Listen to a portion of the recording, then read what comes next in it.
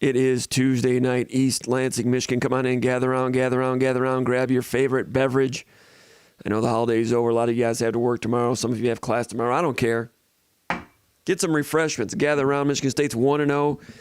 Nice optimistic victory, I would call it. Optimistic, encouraging victory over Central Michigan University Friday night at Spartan Stadium, 31-7. Your Spartans played pretty well. Fought through some challenging moments, which should not be a big surprise on opening night. A lot of teams had their engine missing a little bit, starting to get, trying to get the engine going. Michigan State had that problem a little bit. As I wrote after the game, I don't think Noah Kim was nervous or jitters after talking to him, and I think he's a pretty genuine guy. I just think he was too jacked up. He was so juiced up and just sailed it a few times. Some wild pitches. So we appreciate everybody checking in over at SpartanMag.com, the coverage we've had all throughout spring practice, out of season, recruiting, August camp, and into the season, one game in. I think the coverage has been outstanding at Spartan Mag, if I do say so myself. Paul Konendijk, Noah Sprunger, Jason Killip, Kenny Jordan, Rico Cooney. Am I forgetting somebody? Konendijk. Oh, Jake Laskawa. All those people doing a great job at Spartan Mag. Thanks to the Spartan Mag subscribers over the Underground Bunker message board. The daily narrative of what's happening with Michigan State sports. It is the church of what's happening now with Michigan State sports over at the Underground Bunker message board. All the Michigan State fans who are Spartan Mag subscribers, the conversations that they have daily, hourly, by the minute, everything pertaining to Michigan State sports. Thanks to you, the subscribers that make SpartanMag.com possible. And it sure is enjoyable covering your Spartans for you, and we hope that you find that we do a credible job, and we certainly appreciate your support. Hold on a second, I got to turn something off. Anyway. Got a little funky there. I've got to plug something in. We're going to have guests tonight. We cleaned up the place because we got guests coming in, some of the usuals. You know them. You love them. Big Moobie's going to be here. Crowley Sullivan's going to be here. I think at some point I got to have J.U. Kulkrick on here too. He's got a new book. I'm really excited about it. I want to talk to him about his book. Yeah, J.U. Kulkrick. That J.U. Kulkrick. Talked to him last week. I'd like to get that going. Anyway, hey, if you don't know what this nonsense is, my name is Jim Comparoni, publisher, SpartanMag.com. If you're a big Michigan State fan, you are in the right place on a Tuesday night. Keep saying we might do this more than a couple times a week. Maybe we will this week. Stay tuned. I thought we might do it last week.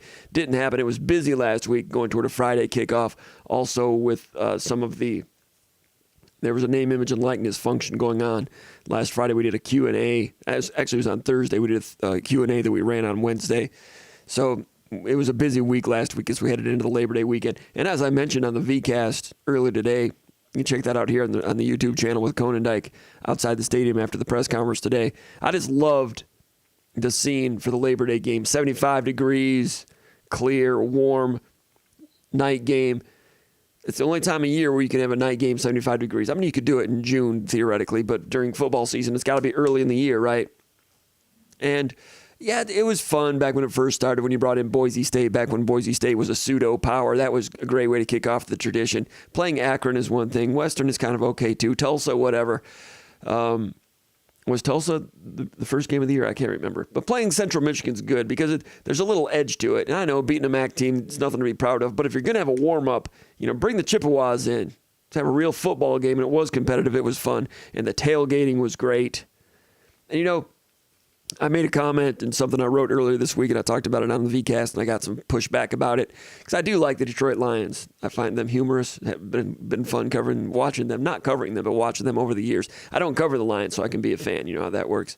But I don't live and die with them. I'm a casual fan. Became more of a fan when my son was born, and he became kind of an NFL fan. So I got into it a little bit.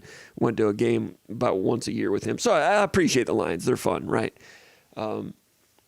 I made the comment that when it comes to Labor Day football games, for me and what I'm looking at, Michigan State Friday night, Labor Day weekend, to me, that's gaining on Lions Thanksgiving Thursday. I know a lot of you don't care about the Lions, but those of you that do know that Thanksgiving is special for the Detroit Lions. It's special for me, too. I love to watch the Lions on Thanksgiving.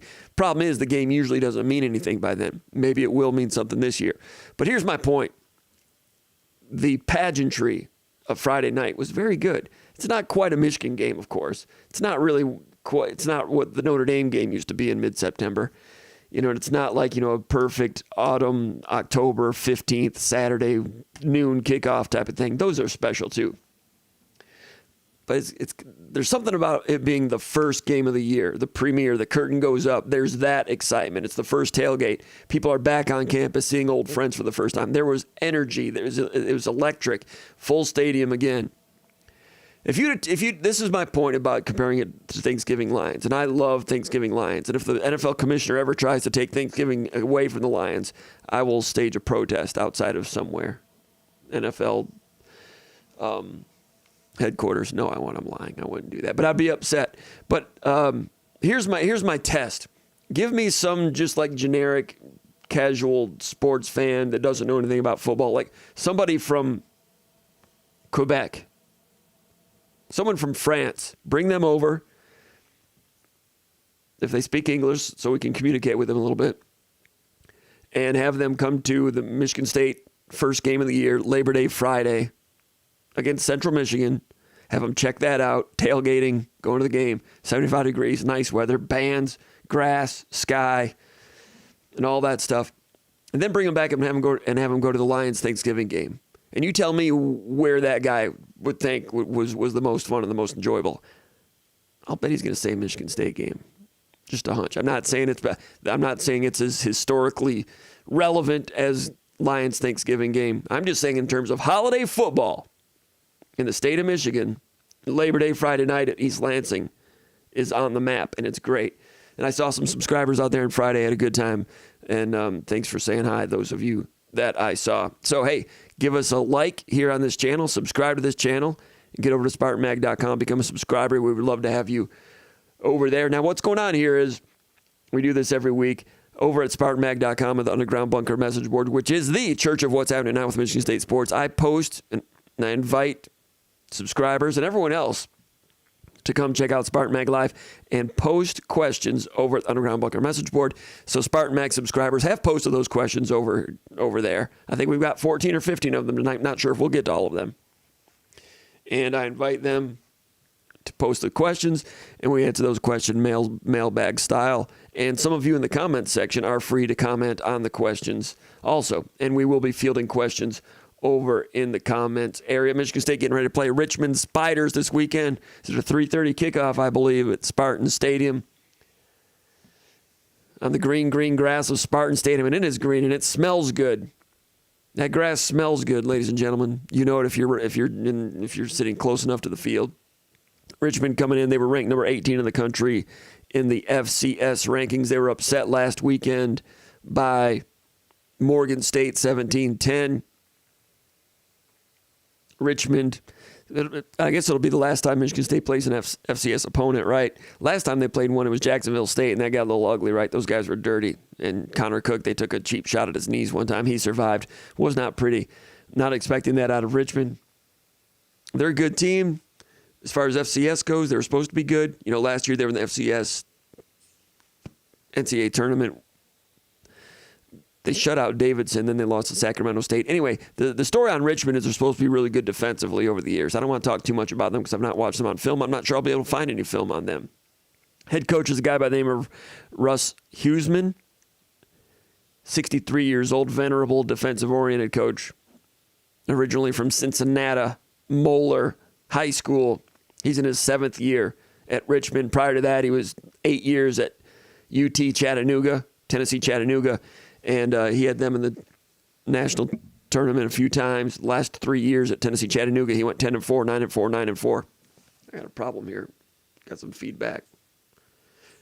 Anyway, prior to Chattanooga, he was defensive coordinator at Richmond in 2008 when Richmond won the national championship in Division I AA. He was defensive coordinator. There was a defensive-oriented team. I looked it up. Whoever that was that they beat in the championship game, might have been Montana. They beat them 24-7, defensive-oriented team. So as far as defense goes, Michigan State, as far as Division I AA FCS goes, as far as defense goes, Michigan State might face a defense that might be competitive in some ways. I thought Michigan State found a competitive sparring partner in Central Michigan with Central Michigan's defensive front. Number 10, Bristol, difficult to block. Duplain had trouble with that guy. And the way they went bare front, covering guard, center, guard, making it difficult to run inside, made it difficult for Michigan State to pick up 4th and 1. Failed a couple times. That's good. Like I said to the VCast today, wrap them on the knuckles, take them back at film room, get that fixed. It's better than a walkover against the worst defense in the MAC, right?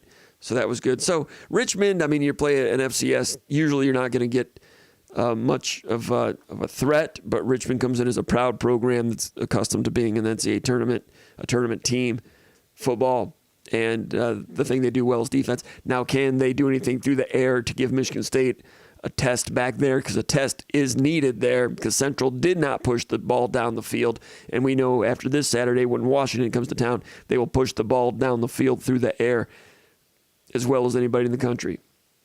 Not sure Michigan State's going to get a big test in that regard, but I'll look more into it as we go. Question number 1, Jeff from Balmy, Bloomfield Hills. Balmy. I think it was about 91 degrees down in Bloomfield Hills today. It was 91 today in East Lansing. It was nice and warm, nice and hot. I like it. I don't think it got above 94 degrees around here all summer. So doing it here in early September is interesting. Had 2 straight days in the 90s. It's supposed to get some thunderstorms tomorrow and cool back down. But Saturday, I think it's going to be around 75 and nice. That'll be good. But it was nice and hot today. Spartans practiced in the morning. They didn't have to get out there in the heat of the day. But Jeff and Balmy, Bloomfield Hills, he says, will our secondary and pass rush be better this year and not get torched by good quarterbacks and good offenses? Is there reason to be optimistic? Well, I don't think Michigan State's going to get torched by the likes of Indiana like they did last year. Who else went up and down the field a little bit? Maryland. Those are the things that are going to determine how successful the season is. Washington's going to score 45 points on everybody, I think. I watched a little bit of their game against Boise State, but I didn't.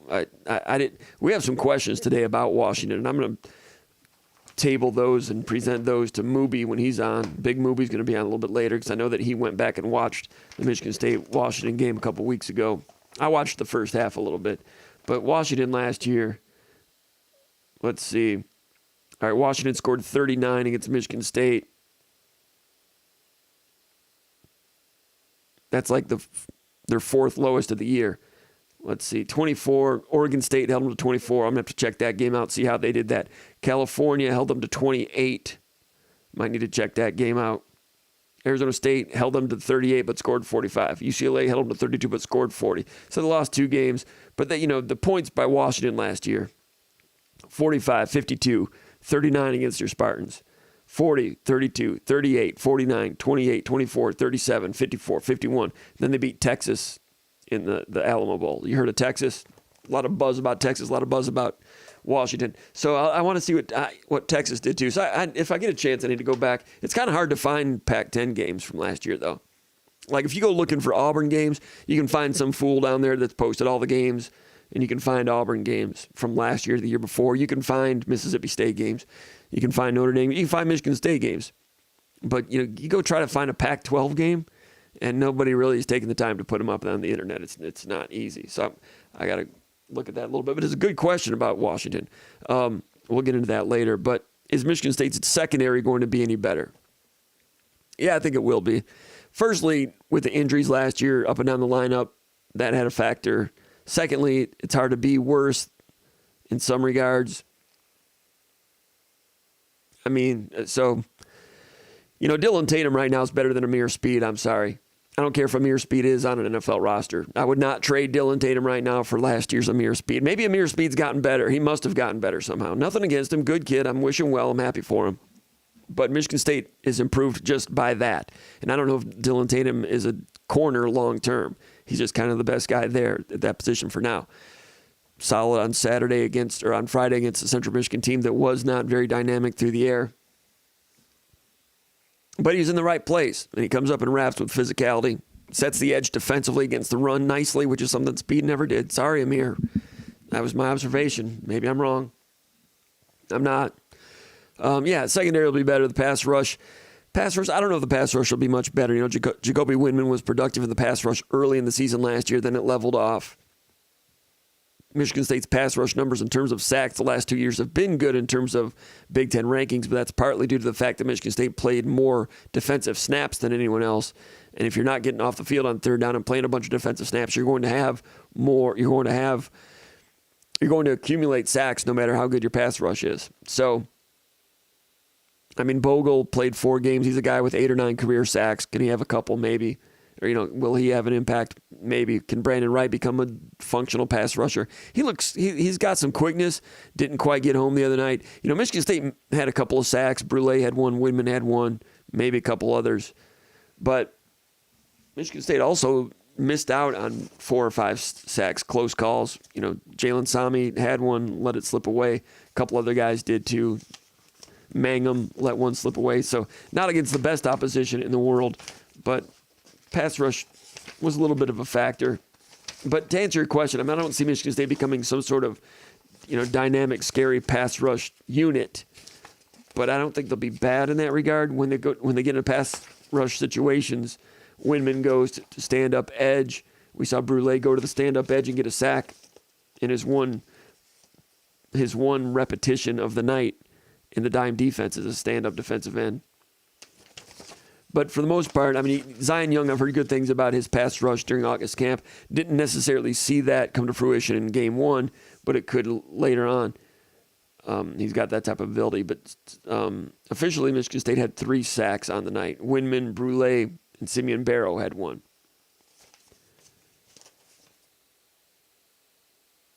And on this stat sheet, there's nothing for hurries. I'd have to look up the Pro Football Focus to find out the hurries.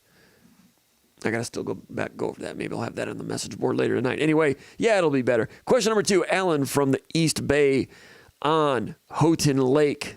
Houghton Lake, Michigan. Houghton Lake. It's not really a town. Houghton is in the Upper Peninsula up there by J.J. McKay. Houghton Lake. It's about right. Up in here. You guys know that. By Gaylord, Grayling, Higgins Lake. One of the great inland lakes in the state of Michigan.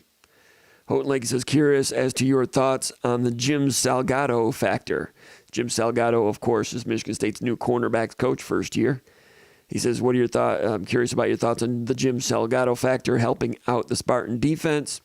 He says, I was paying close attention to our sidelines on Friday night, and Salgado was very active and involved. He says he had sideline meetings with both secondary and linebacker guys and on field during timeouts. He was right in the center of things, almost appeared as if he were coordinating the communications between the back 7. Great observations, Alan, great observations.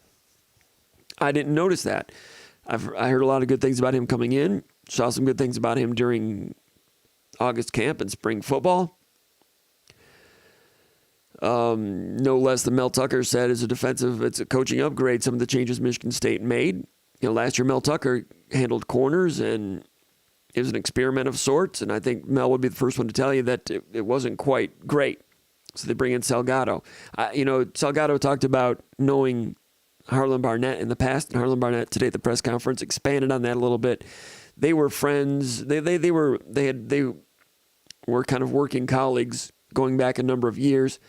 When Salgado was an assistant coach at Princeton, he came to Michigan State to watch practice and talk X's and O's with D'Antonio and Barnett and those guys. So Barnett and Salgado got to know each other. Salgado worked his way up to the NFL to the point where they would text each other, good luck this weekend, that type of thing. So when Michigan State had an opening for that position, Salgado had a foot in the door, and they're pretty excited about it. And yes, I do think that there's a factor. I do think he's having an impact. I thought it was interesting that Michigan State settled into cover 4, not a quarters coverage in that game. It was smart. They're not going to throw the ball much down the field. The quarterback can get out a little bit. Cover 4, keep an eye on that. Did it pretty well. That's why they were able to see things come up and hit pretty good. They ran some exotics here and there on third down that they had installed that they wanted to use. That corner blitz in dime with some rotations. We talked about that in Underground Bunker last night. You might remember midway through the first half when Armorian Smith, safety transfer from Cincinnati Bearcats, made a nice stick on third down near the sticks. Nice contact, got Michigan State off the field. They were all jacked up and happy about it. On that play, Michigan State corner blitz, Armorian Smith rotated over to corner.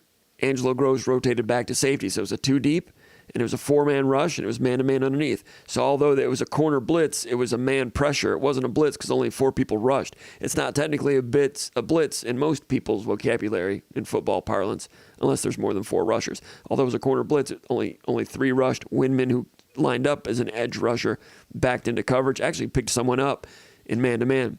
So it was a man pressure. It was man-to-man pressure. Not even a zone blitz. It was a man pressure. And Jacoby Windman is the one guy that if you're the opposition, that's someone you have to be aware of for pass rush. Jacoby Windman, because he had some success last year. Middle linebacker, he goes to edge, stand-up, defensive end, third down situations in the dime. So Michigan State schemed and figured that they might slide their protection toward Jacoby Windman or put it back over there. And I didn't see whether Central did or not, but Windman threatening over there. Windman drops, and the blitz comes from the other side. Didn't get home, but you can understand what Michigan State was trying to work there. Blitz came from this direction. Hot read back from where the blitz came. Short pass underneath the sticks. Armorian Smith over there makes a nice hit. Get off the field. Showed him a different look. Didn't get home for a sack, but I heard Halliday might not have done the exact right thing on that, but I've got to go back and look at that again. But that's one of the exotics that Michigan State did. For the most part, they settled into being cover 4, solid, and that's kind of a breath of fresh air. Everybody knew where to be. They hit, tackled, played as a team, stayed square to the ball against the run. It's good.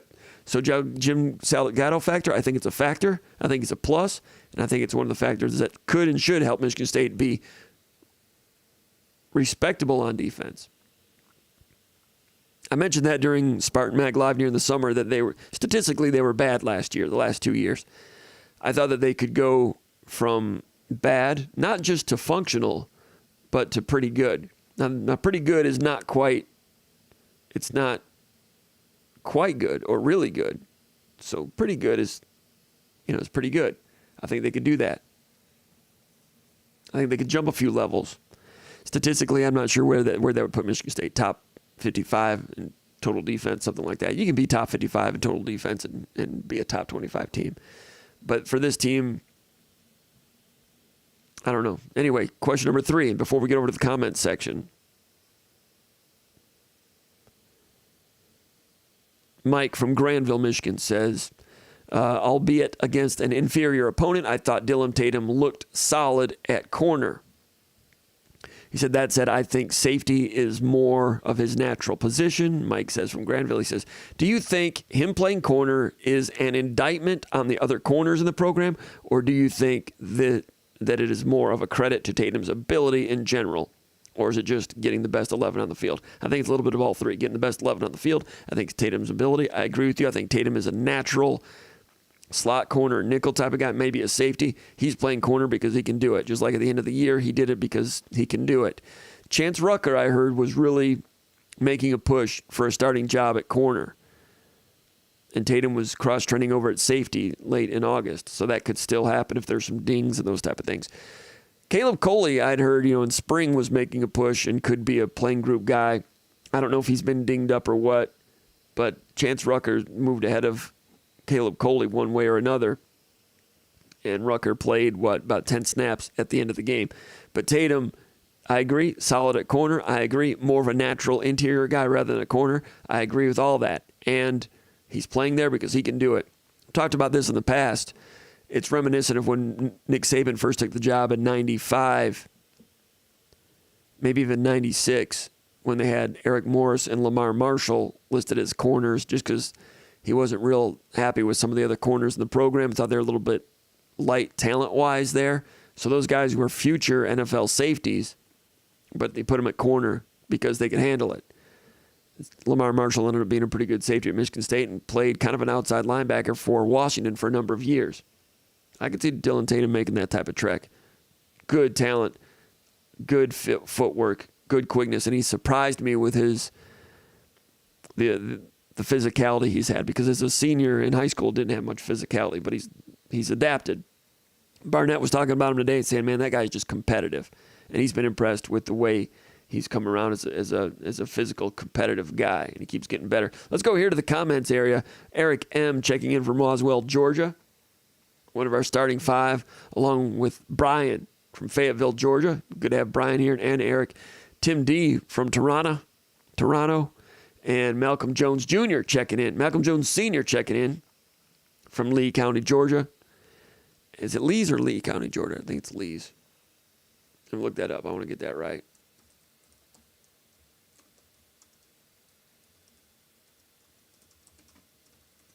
And last week, I was going to meet Mr. Jones Sr. I was looking forward to it. Me and Mooby were going to hang out, Lee County, and maybe go over to a Great Lake. That was the plan. My son came down with COVID. He's fine. Freshman at Michigan State, got in the dorms, got COVID. That's going around big time there. I was negative all week, but I told Mr. Jones, I'm like, man, my son just was positive. We were going to go out to Grand Haven, me and Mooby and Malcolm Jones Sr. It was going to be great. But I texted him. I said, my son just tested positive. I don't know if you want to be in a car with me for 3 hours, hour and 20 there, hour 20 back. So we didn't. But rain check. We're going to make that happen sometime soon. And Malcolm, I hope he had a good trip to East Lansing last week. And like I said, I tested negative all week, thankfully. But it was I'm not going to say it was a problem, but it was a thing. You need to tell people when that situation is going on. Anyway, it's great to have Malcolm here. And Kyle 45. Is it Kylan 45? Checking in from Cleveland, Ohio. So we got Malcolm Jones running the point. We got Eric M. He's a shooting guard on the left. Brian from Fayetteville, Georgia. He can stroke it. He's out there. He's at the right wing. We got Tim D from Toronto. He's down low. And Kylan 45, he's our center. He might be an undersized center, but we got him down there. He's going to scrap and claw and bite. He's going to get it done. Stu Redmond saying hello. Matt Latham, it's our resident hockey expert, checking in. F. Panadero from Rancho Cucamonga, California. Todd Hicks says go green. Todd Hicks from Duck Lake. J.J. McKay from the Keweenaw. Tim D says football is big in Quebec. J.J. McKay, Keweenaw County, checking in. George Page. George Page, of course, former keyboard player and guitar player for Surrender Dorothy, one of the top 25 bands in East Lansing history. It's always great to have the famous George Page here. He says, hey, Comp, which players surprised you the most on Friday night? We've got questions pertaining to that question along those lines in the mailbag. We'll get to that in a minute. J.J. McKay says, just watched Noah Kim on the This Is Sparta show. Throws an amazing ball, too. Good evening, Malcolm Jones Sr. Eric M. says, Malcolm Jones Jr., hope you enjoyed your trip to East Lansing. That'd be senior to you. And enjoyed Spartan Stadium. I echo that. Slim Pickens says MSU is leading the Folds of Honor golf tourney at American Dunes Golf Club in Grand Haven. Yes, they are. And that's the first time they've had that. And it's a big-time college golf tournament. Paul Konendijk wrote a preview about it last week. And Paul Konendijk, I think, is going to go out there tomorrow and check it out. That's a big-time deal. So we'll see. That's a 3-day tournament out in Grand Haven. We'll see if Michigan State can close it out tomorrow. Matt Robinson says, evening comp, Robin 604 here from Chicago. Did you watch any of our future opponents this weekend? Any changes to your expectations after watching week one? Great question. And no, I didn't see enough of future opponents, and that's kind of coming in. That request, those questions are coming in frequently, and I've not been able to do a lot of research in that regard. I looked at Ohio State for a minute. I looked at Indiana for a minute, Washington for a minute, but I didn't really study those teams. Michigan, I've not checked in with Peacock yet, but I can get that replay on Big Ten Network, the Big Ten Plus. So I'll be seeing what they looked like. Let me, I got to put a tweet out, let people know this is going on. Let me go to, what's going on here? There we go.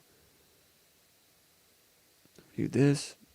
And once again, give us a like, and also we would love to have you put a subscribe to the channel here. Let people know this is going. And go over to SpartanMag.com and become a subscriber if you are not already one. If you are a subscriber, we certainly appreciate that, and we appreciate your support. Let me post this.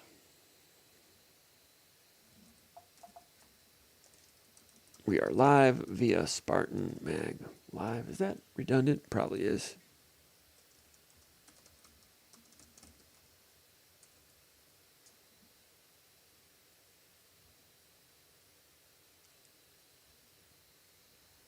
And also after this, go over to SpartanMag.com and get coverage from today's press conference. Jason Killip with a story about Christian Fitzpatrick. Kenny Jordan, a story about Michigan State's secondary, the recruiting class of 2022 wanting to spearhead a resurgence for Michigan State in pass defense.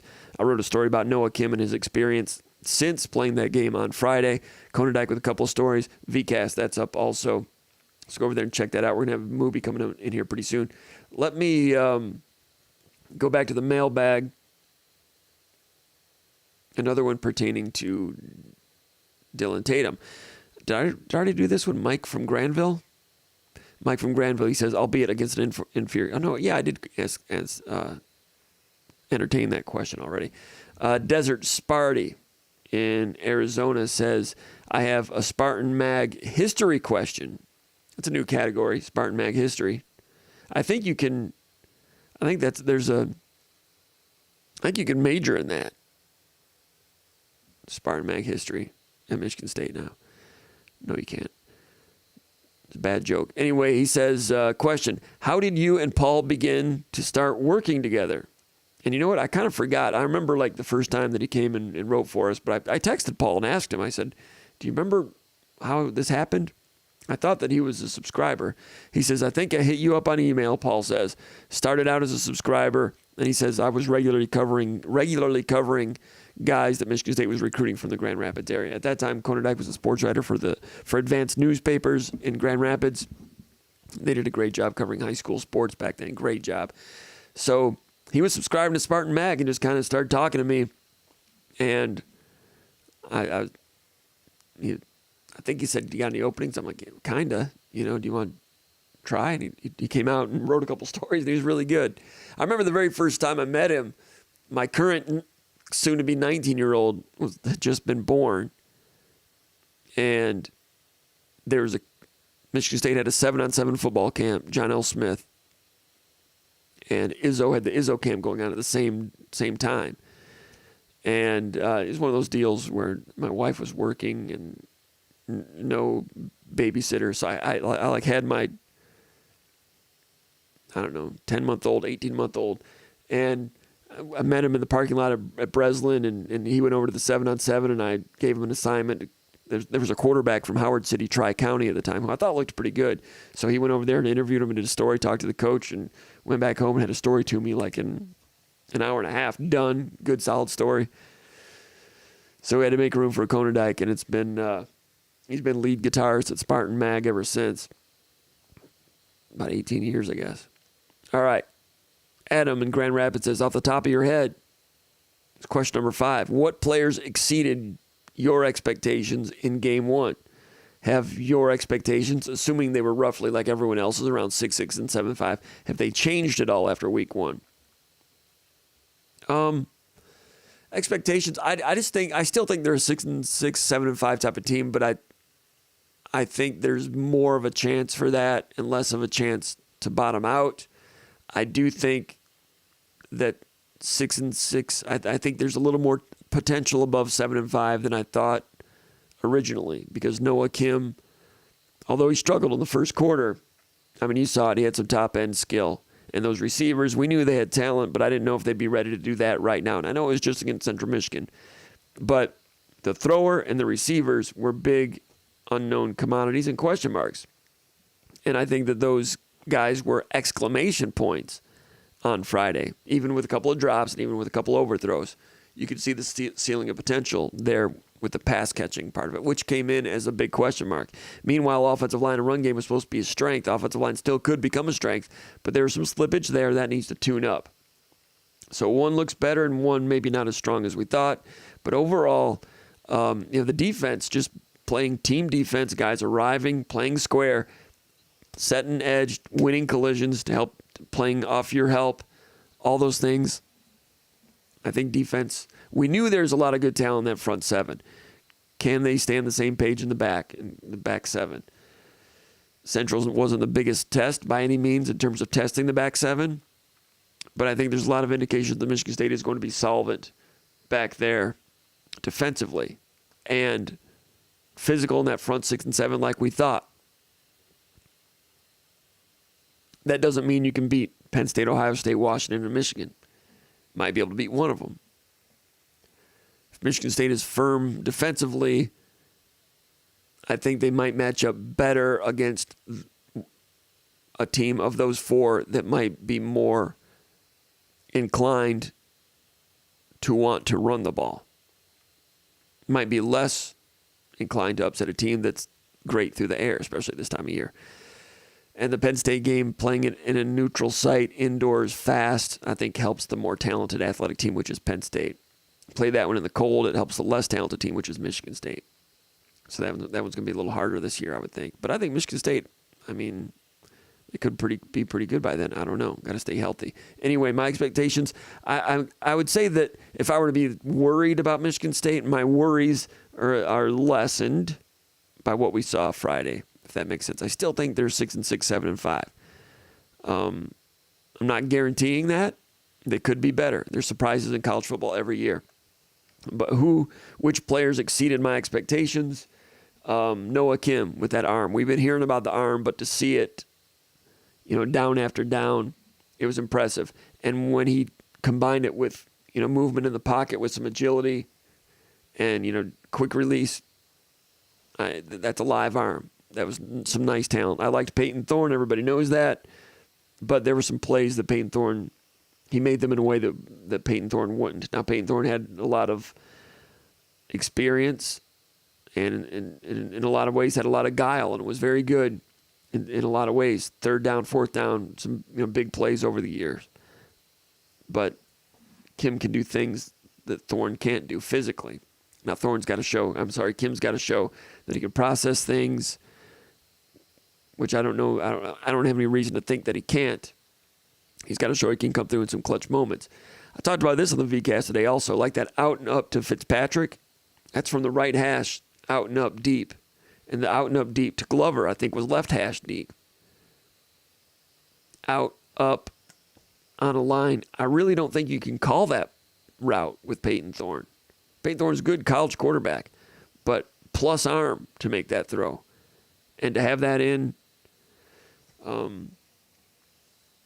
talk about taking the top off of defense. I mean, it's not the top middle, but there's an element there. So Noah Kim, so you're asking me, which players exceeded my expectations? Noah Kim. I knew he had some of that in him, but to see it, some of those fireworks day one was encouraging. Nathan Carter, dangerous, quick feet. I heard he was an upgrade, seeing it live in person. Yeah, he's a bona fide Big Ten running back, better than Berger. I had heard that he was better than Berger. I heard that Berger was kind of like the number 3 running back in some of those scrimmages, and Berger came out and did some good things too. So I'll be eager to see what Mangum looks like. But Carter was. These are the unknown X factor guys that were a little better than I expected. Jalen Berger as a receiver, I thought was really good. I don't remember him. I know he had about 20 catches last year, but I don't remember thinking about him being a plus receiver. He was a plus receiver that night. There's that little swing pass, one-handed, right before his touchdown. Good moments from Berger there. And on some of the third stringers I thought were, better than I anticipated. Tyneil Hopper, I didn't think he was all that great at Boise State when I went back and looked at him. He came in through a couple blocks. Jalen Franklin came in through a block down near the goal line. Being able to go into, third string, fourth string tight ends and getting decent blocks out of those guys, that's okay. Elsewhere on offense, Christian Fitzpatrick on that out and up, sold that route really well to get deep, made the play. That was nice. I mean, I think about him being a big body type of guy. I don't necessarily think about him being a deep explosive guy, but he sure was on that play. Jerron Glover, the 3rd down and 4 over his shoulder, the adjustment on that, game-changing play. That was the turning point of the game. Glover. Been hearing good things about him. He saw action last year against Akron, but I hadn't seen it with my own eyes. Saw it that day, and it was pretty darn good. So Glover is probably the number 1 on the list. Glover and Kim.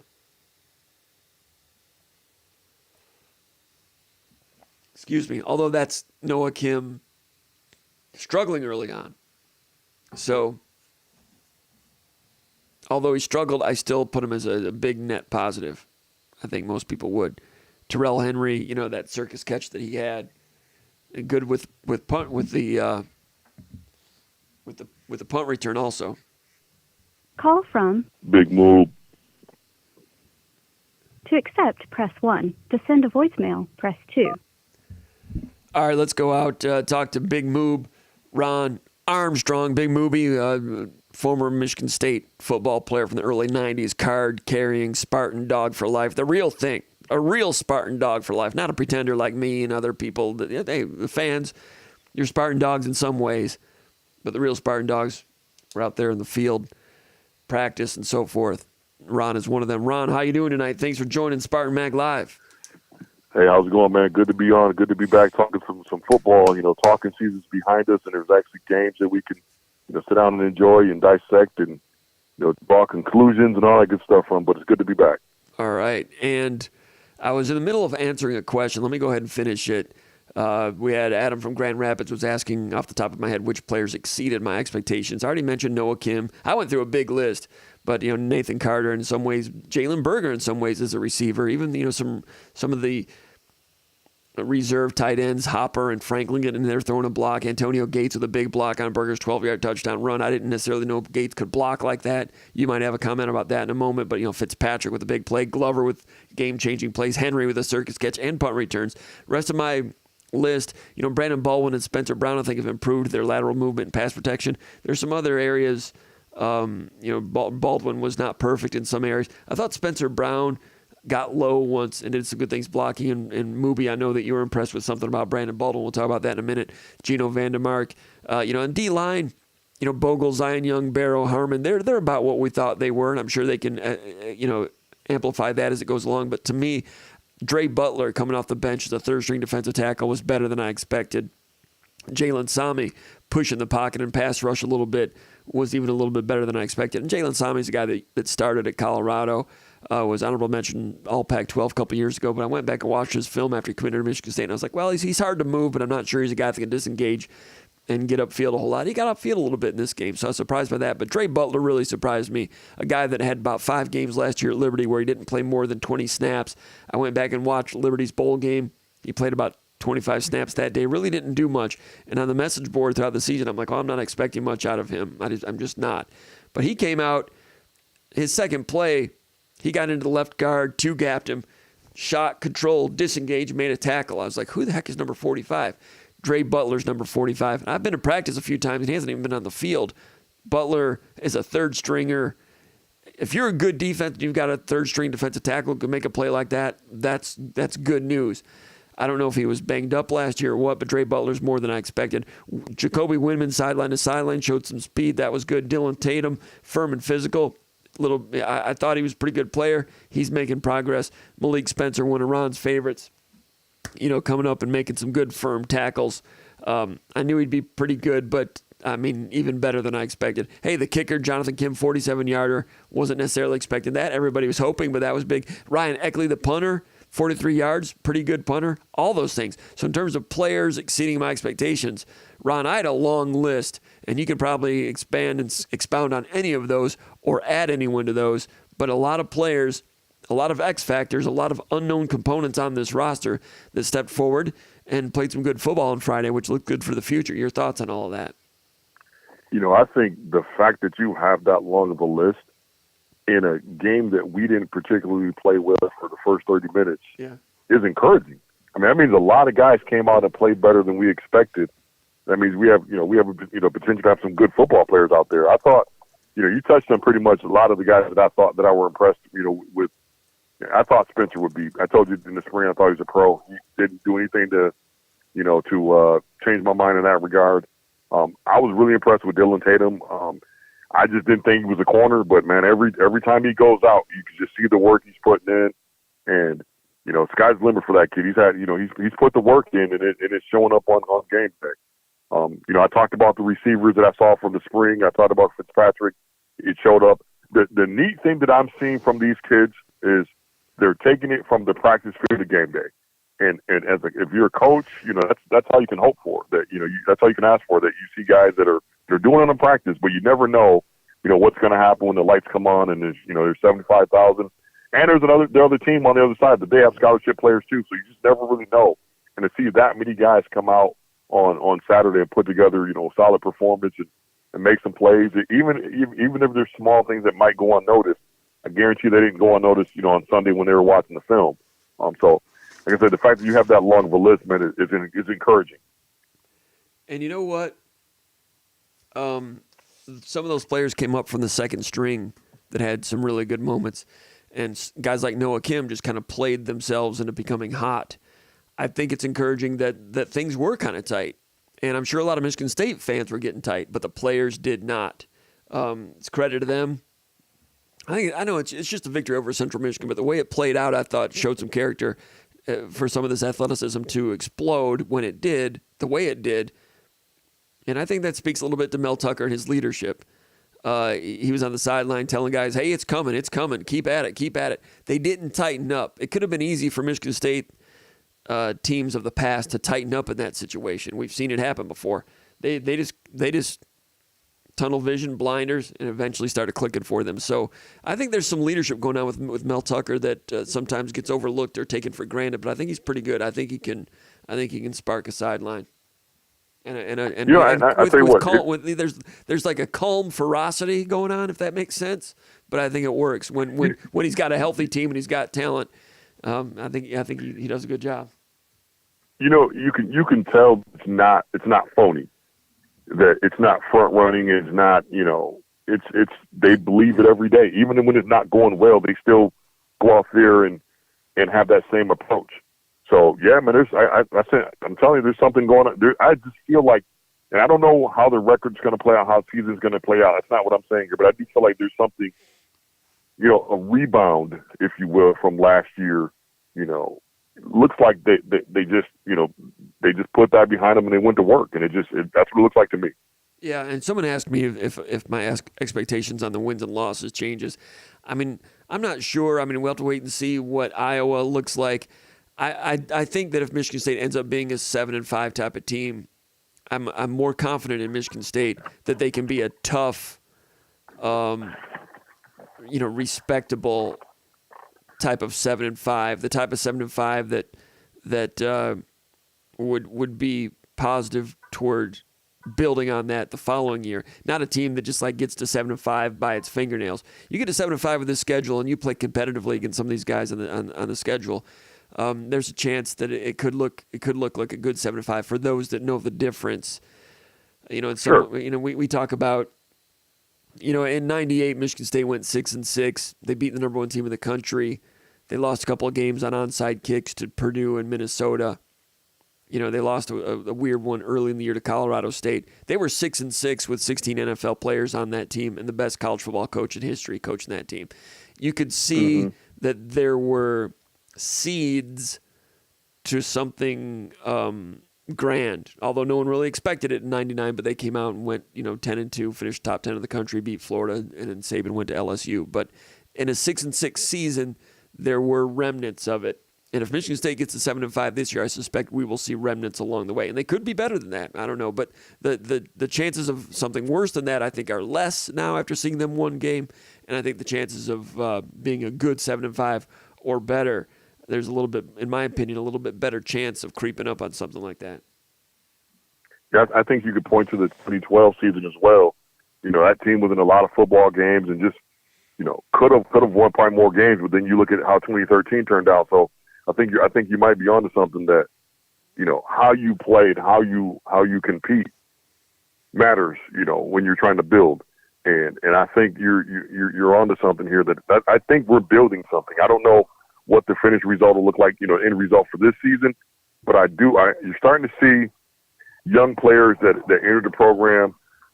If you go back and you look at how many players that impacted the game on Saturday, most of them were recruits, not transfers. I mean, they were high school recruits. So you're starting to build. We still have some portal guys. And look, in Brighton, we're in the portal era, so there's going to be kids on your roster from the portal. But you still want to see those high school recruits that you bring in start to impact your program. I think we're starting to see some of that. It's the receiving group. A lot of those guys were sophomores, underclassmen. The DBs we had out there, all those guys are, sophomores. So I mean, you're starting to see some of that young talent, get on the field and get their feet wet and make plays. All right, we got there's a question here I want you to check out over here in the comments section. Jeff Young says, just tuning in, so I don't know if you talked about Jerron Glover yet, but what are your thoughts about him? He of course, was very impressed. I think we all were. But, Ron, I'm wondering what you thought about Jerron Glover, the redshirt freshman from Florida. I saw him in the spring. Athletic ability's never been a question. You talk to Coach Hawkins, and one thing that he'll talk about is, being consistent, keeping your main thing. And he was high on that receiver room from the beginning. He's like, I like this group. We're a deep group. And you can see what the excitement was about with some of these young guys. And I mean, I think Coach Hawk is going to keep pushing them and get the best out of them. And I like what I saw out of Glover in the spring. I like what I saw out of Fitzpatrick in the spring. And, so I mean, I think we have a good group. And we didn't even get much from Gates this Saturday. I think, he has a chance to be really good. So back to Glover, I think just, he's going to keep working, and he's going to be a good player for us. I don't think that wasn't luck. I mean, this guy's put in the work. He's a talented kid. It was amazing that he turned in that game-changing play, that deep pass on 3rd and 4 when Michigan State was down 7-3, and Noah Kim had some blips and some drop passes, and he overthrew a few. And on that play, I think that was the play. Brandon Baldwin at left tackle, who had a pretty good night overall, but he was slow. Brandon Baldwin, for some reason, didn't see the ball being snapped and got beat off the edge. So it's 3rd and 4. What crucial play turned out to be the game-changing play. Kim drops back. His left tackle doesn't block anybody. He's got a pass rusher right now. He can't make any of the reads. And I guess based on pre-snap, Noah Kim must have liked the matchup. And I think the corner might have been an off coverage. And there's a couple times Michigan State attacked off man-to-man coverage. Anyway, he only had time for one read, and he laid it out there for Jerron Glover. Just interesting that in that crucial situation, I mean, every situation is crucial, but Noah Kim trusted Jerron Glover to go make that catch. And we were talking to Noah Kim today at the press conference. He's like, yeah, I put it up there knowing that he'd be able to track it, because he was asked about Jerron Glover's ability to track the ball on that particular catch. And Noah Kim said, I knew he'd be able to track it. And I put it in a place where he could go get it because I've seen him do it before. So that's Noah Kim, who's done it in practice, out here with these other guys that he's worked with in practice. And, Noah Kim relied on him, and Jerron Glover came through with game-changing play. Big-time play, good for Jerron Glover. And after the game, we're all around Jerron Glover interviewing him. We never interviewed him before. You just never know how a game's going to work out and who the people are with microphones in their face. But Friday night, Jerron Glover. It's going to happen a few more times from here, I would imagine. For sure. And look, I talked about Tyrell Henry in the spring, that I like the kid. He just glides around the field.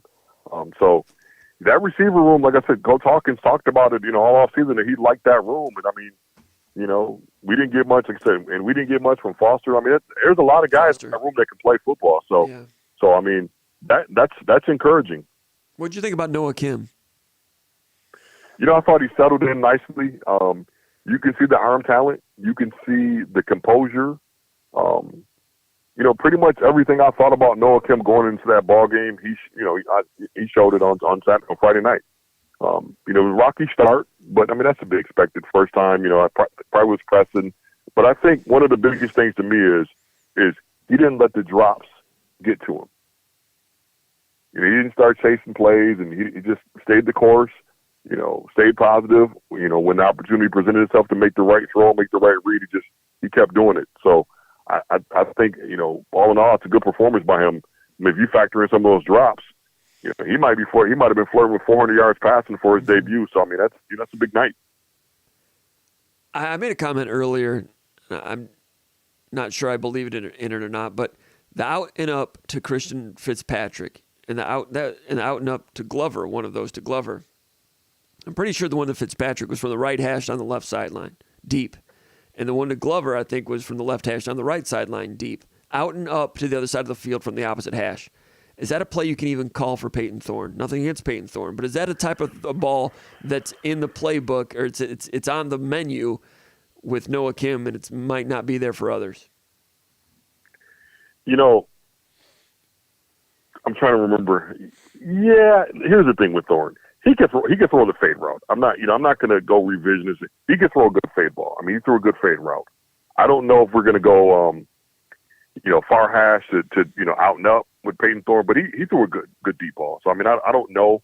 I will say this: if he makes that throw, it's not the same type of throw. Right. So making the throw was one thing, but can he make the same type of throw? Like dropping in the bucket, that I think Thorne could do that. But the out and up that Kim threw to Glover, I don't know that Thorne's making that one. Not that type of throw. It had a little bit more air on it over the top, not so much on the line. Right. I mean, he was ripping them. Yeah. And I'll tell you this. Now I can tell you the throw that I'm certain Peyton Thorne couldn't have made. Right. And that's that Hail Mary right before halftime. Yeah. That was a laser, man.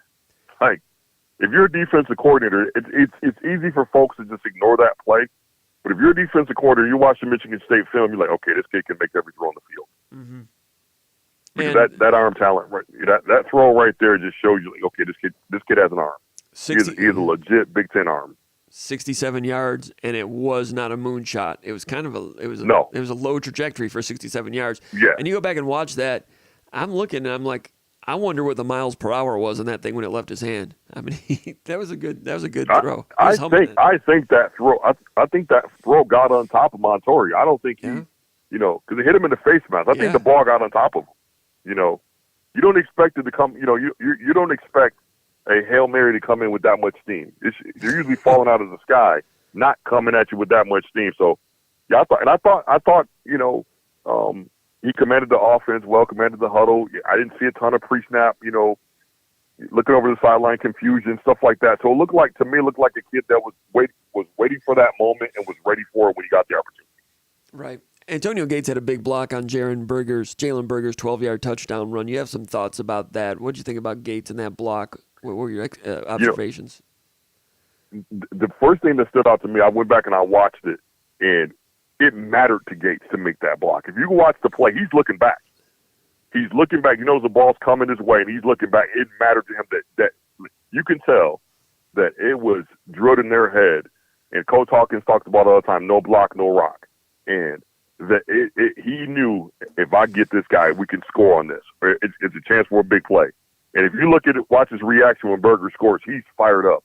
And little things like that, man, is to me, when you start seeing young players take pride in doing things when they're not the primary guy, that's when you start, you're starting to build good habits. And I thought Gates, man, that was a great block on his part. I thought on that play, I saw Carr make a nice block, but just seeing Gates and a young kid, who didn't get the ball going his way, but still was out there, sticking his face in and making sure and running that cornerback into the end zone. That to me, that's the kind of stuff you want to see from young guys, get their first opportunity out there. My observation on Antonio Gates Jr. when I saw him at a couple camps and talked to him a little bit and just saw him interact with other recruits, he's a people person. He's a social person. He's like he likes being around the guys, and I wasn't sure that he loved football. He had talent at those camps, but sometimes he was not always like the first guy in line wanting to go out and compete. He was just like hanging out with the guys. And we know he has, great bloodlines with his father and everything. Getting into a football program, spending 12 months, learning the craft a little bit more, strength, conditioning, training table, all those things. I thought that a lot of elements were there for him to really blossom. I just wasn't sure how much he loved football. But with a block like that and celebrating with teammates shows me that some of the people person that he is might be lending itself to the football field with Antonio Gates, a redshirt freshman wide receiver. For sure. And you know what? Something else. Sometimes kids just need the time to grow up a little bit. And I think his name. We expected him to come in and be his Hall of Fame dad. Well, we got to let Antonio Gates Jr. be Antonio Gates Jr. Give him time to grow into his own write his own story, if you will. And look, the kid is, from all accounts, has gotten to work and put the time in to get better. So it's just a matter of time before he has a breakout game as well. All these wide receivers, a lot of them had talent and they've come up through the back burner and none of them had really emerged yet. Now, Trey Mosley's probably the perfect guy to lead those guys. He's been a team-oriented guy for 5 years, started 22 games. But you have like Fitzpatrick waiting to break through, Antonio Gates waiting to break through, Jerron Glover waiting to break through, even Montori Foster waiting to break through. All those guys with good Terrell Henry waiting to break through. None of those guys had reason, not that they would, but had reason to walk around Cadillac and all over the place like they're a big man on campus. You had a group of talented guys, none of whom had really broken through. What do you think that might have done collectively to all those guys come along at the same time? That's a unique dynamic going on there. Would you agree? And that might help them all grow. I think what happens is, man, the grind becomes common. You know what I'm saying? Like, it becomes, the expectation becomes the standard. So, because they all had to go in there and get in the lab and work. And then you see one of your guys have success and another guy has success. Now it's contagious. So, like I said, you got 5 guys, 6 guys that it wasn't handed to them.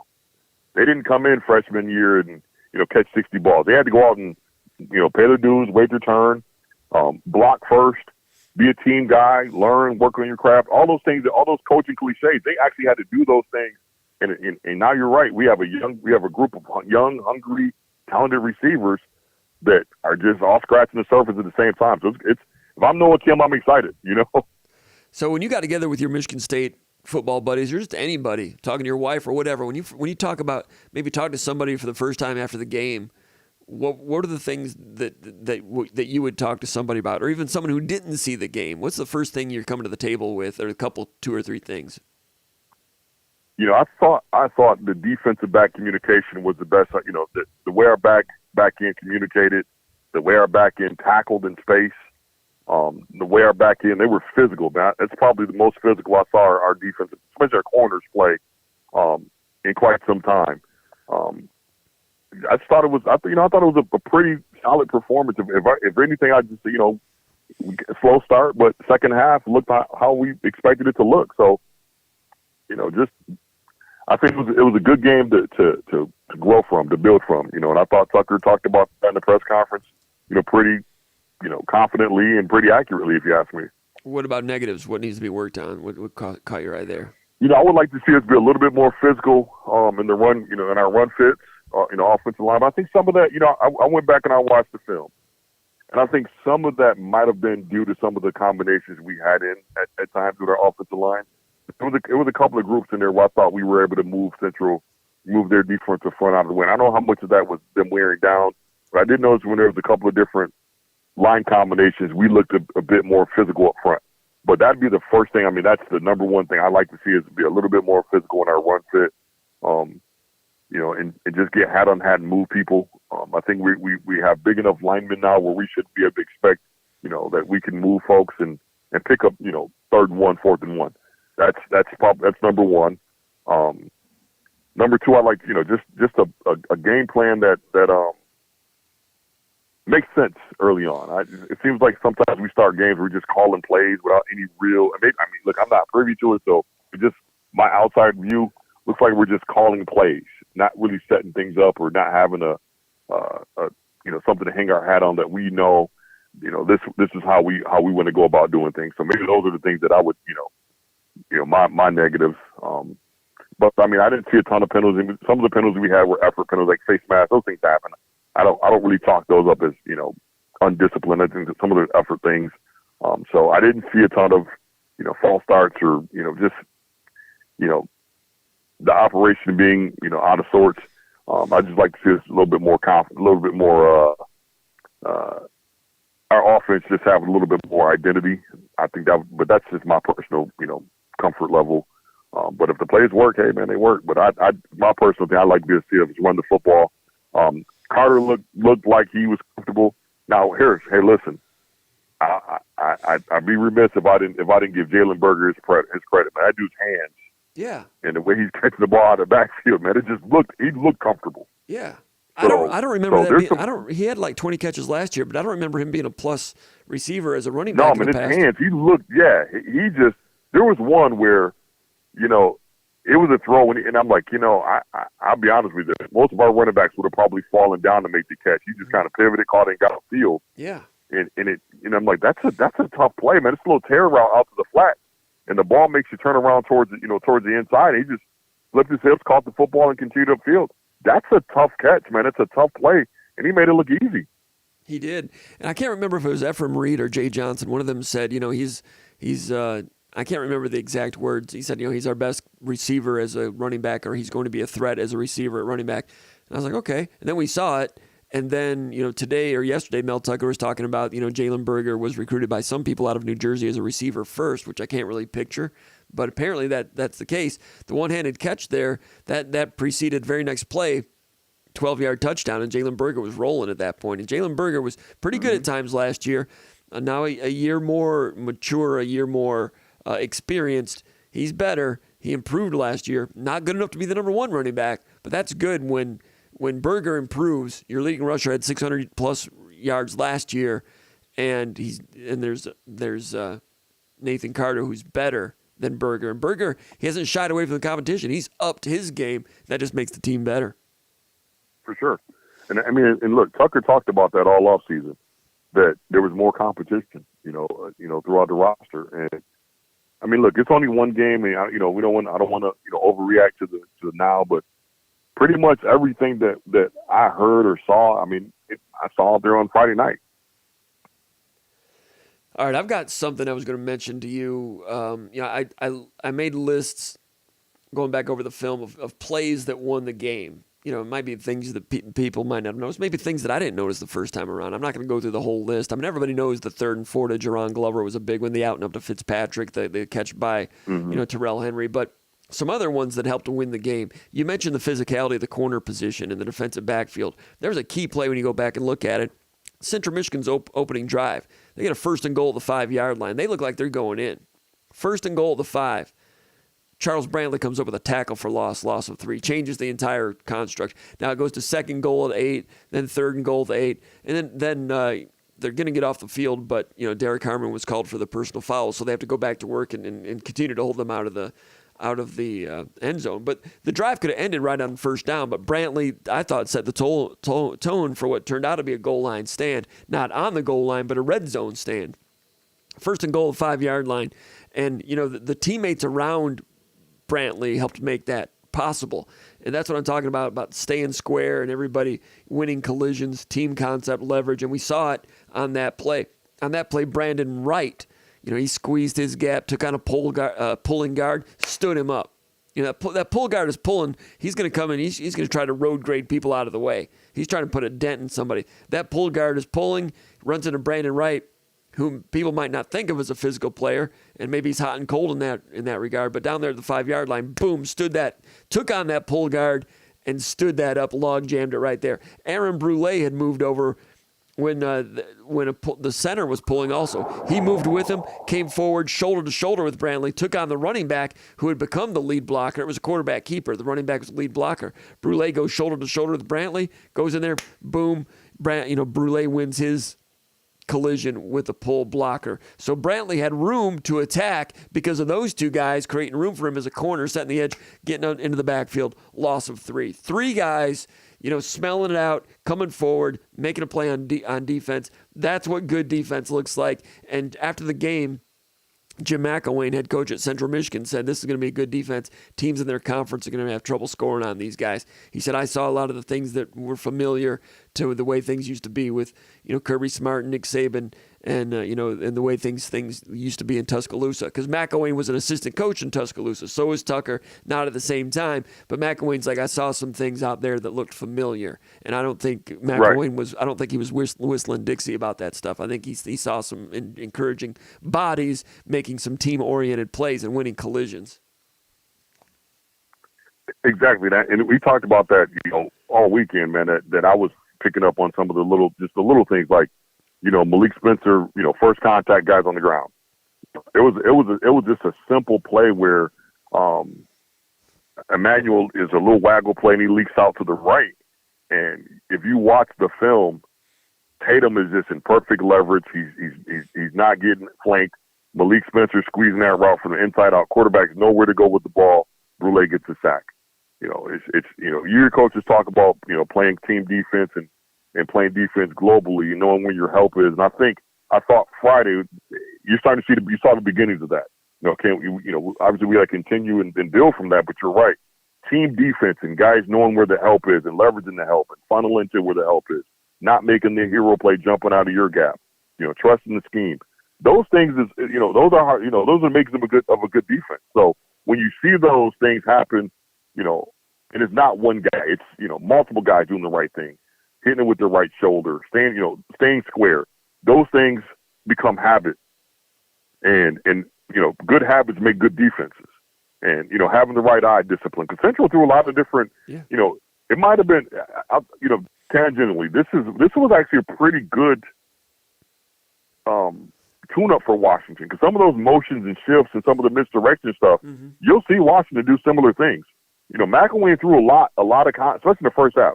I thought he threw a lot of change-ups that, it took us a minute to settle into some of that stuff. That's a pretty good concept. So for McElwain to say that, I mean, I'm sure he had the right eyesight and the right eyes to know what he's talking about. And I saw some of the same things. I got one more for you. One of these plays that I think reveals some of the character and horsepower on Michigan State's defense. Down there in that same series, it was third down, and McElwain comes out and they run the kind of that muddle huddle. They rush to the line and they're unbalanced. They're in that speed toss to the pylon, kind of expecting to catch the defense a little bit off balance. And they did some little change-ups, and I thought Central does some good things, some tricky things to just window dressing and to get people open and move the chains. They'd be better if they had the ability to push it further down the field. Now I wonder, and I hope for them that'll come around, because if they can do that, they can win some games. But in the meantime, I don't know if they bottle themselves up offensively a little bit, but they certainly were a good sparring partner for Michigan State to work on some things. But this was a good play to a speed back, unbalanced. They moved the left tackle over to right tackle and had more blockers over there and executed it real quickly. And on this play, you might remember Windman pursued the alley and knocked the guy out of bounds before the goal line to set up 4th and goal, and then the guy, I think, fell down after that. Or I think that's how it all ended. But anyway, it was a speed toss. Windman is pursuing the alley. He had to stutter step for a second and then accelerate. I like Windman's change of speed and acceleration there, sideline to sideline. At 245 pounds, some good sideline to sideline speed there, pushed the running back out of bounds. Brantley did a good job setting the edge on that one. Halliday knifed in there to help set the edge as well. Tunmise Adeleye took on a tackle, stood him up.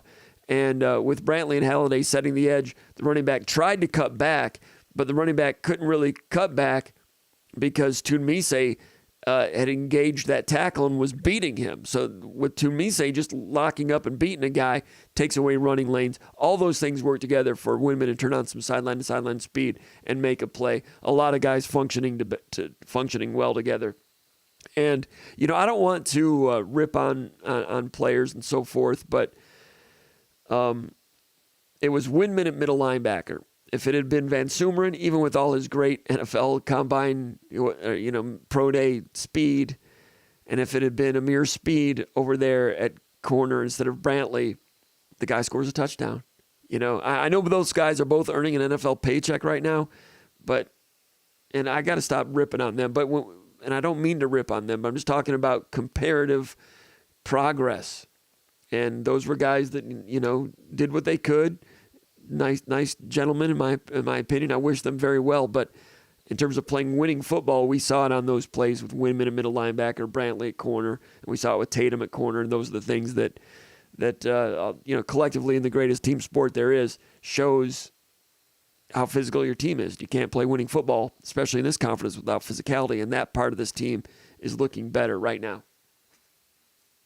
Physicality and just being in the right spot, Yeah. And then when you get there, get there with an attitude and get there and you're going to do something about it. So all that stuff matters, and look, those guys are playing on Sunday. So far be it from me to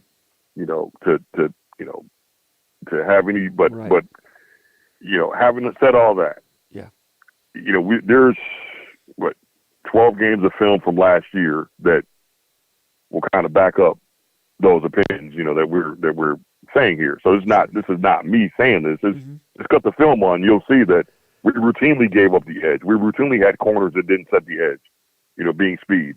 We routinely had linebackers that, made the tackle 3 yards down the field, being Van Summer. And so, yeah, I mean, what you're saying is actually happened last year. So to say that, it looked different with Chuck and it looked different with Windman is accurate, because it did look different. And that's why we kept him out of the end zone. And that's why, other than one drive, the defense pretty much controlled the game. And maybe Salgado has helped in that regard too. Who knows? Oh, sure. I mean, listen, I think, you know what, Comp, I'm gonna go off script just for a second. Yeah. I think sometimes as fans, as football guys, as media, whatever, we think coaches are finished products. We think this is a head coach. He should know everything. He should already be ready to go. This is a defensive coordinator. He should know. Sometimes these guys learn on the job and they grow on the job. And I think you're seeing some of that. That I think some of that's happening. I think Hazelton's kind of figured out some things that he had to learn or had to incorporate into his defense to be successful in the Big Ten. I think Tucker is kind of growing into this role as a head coach.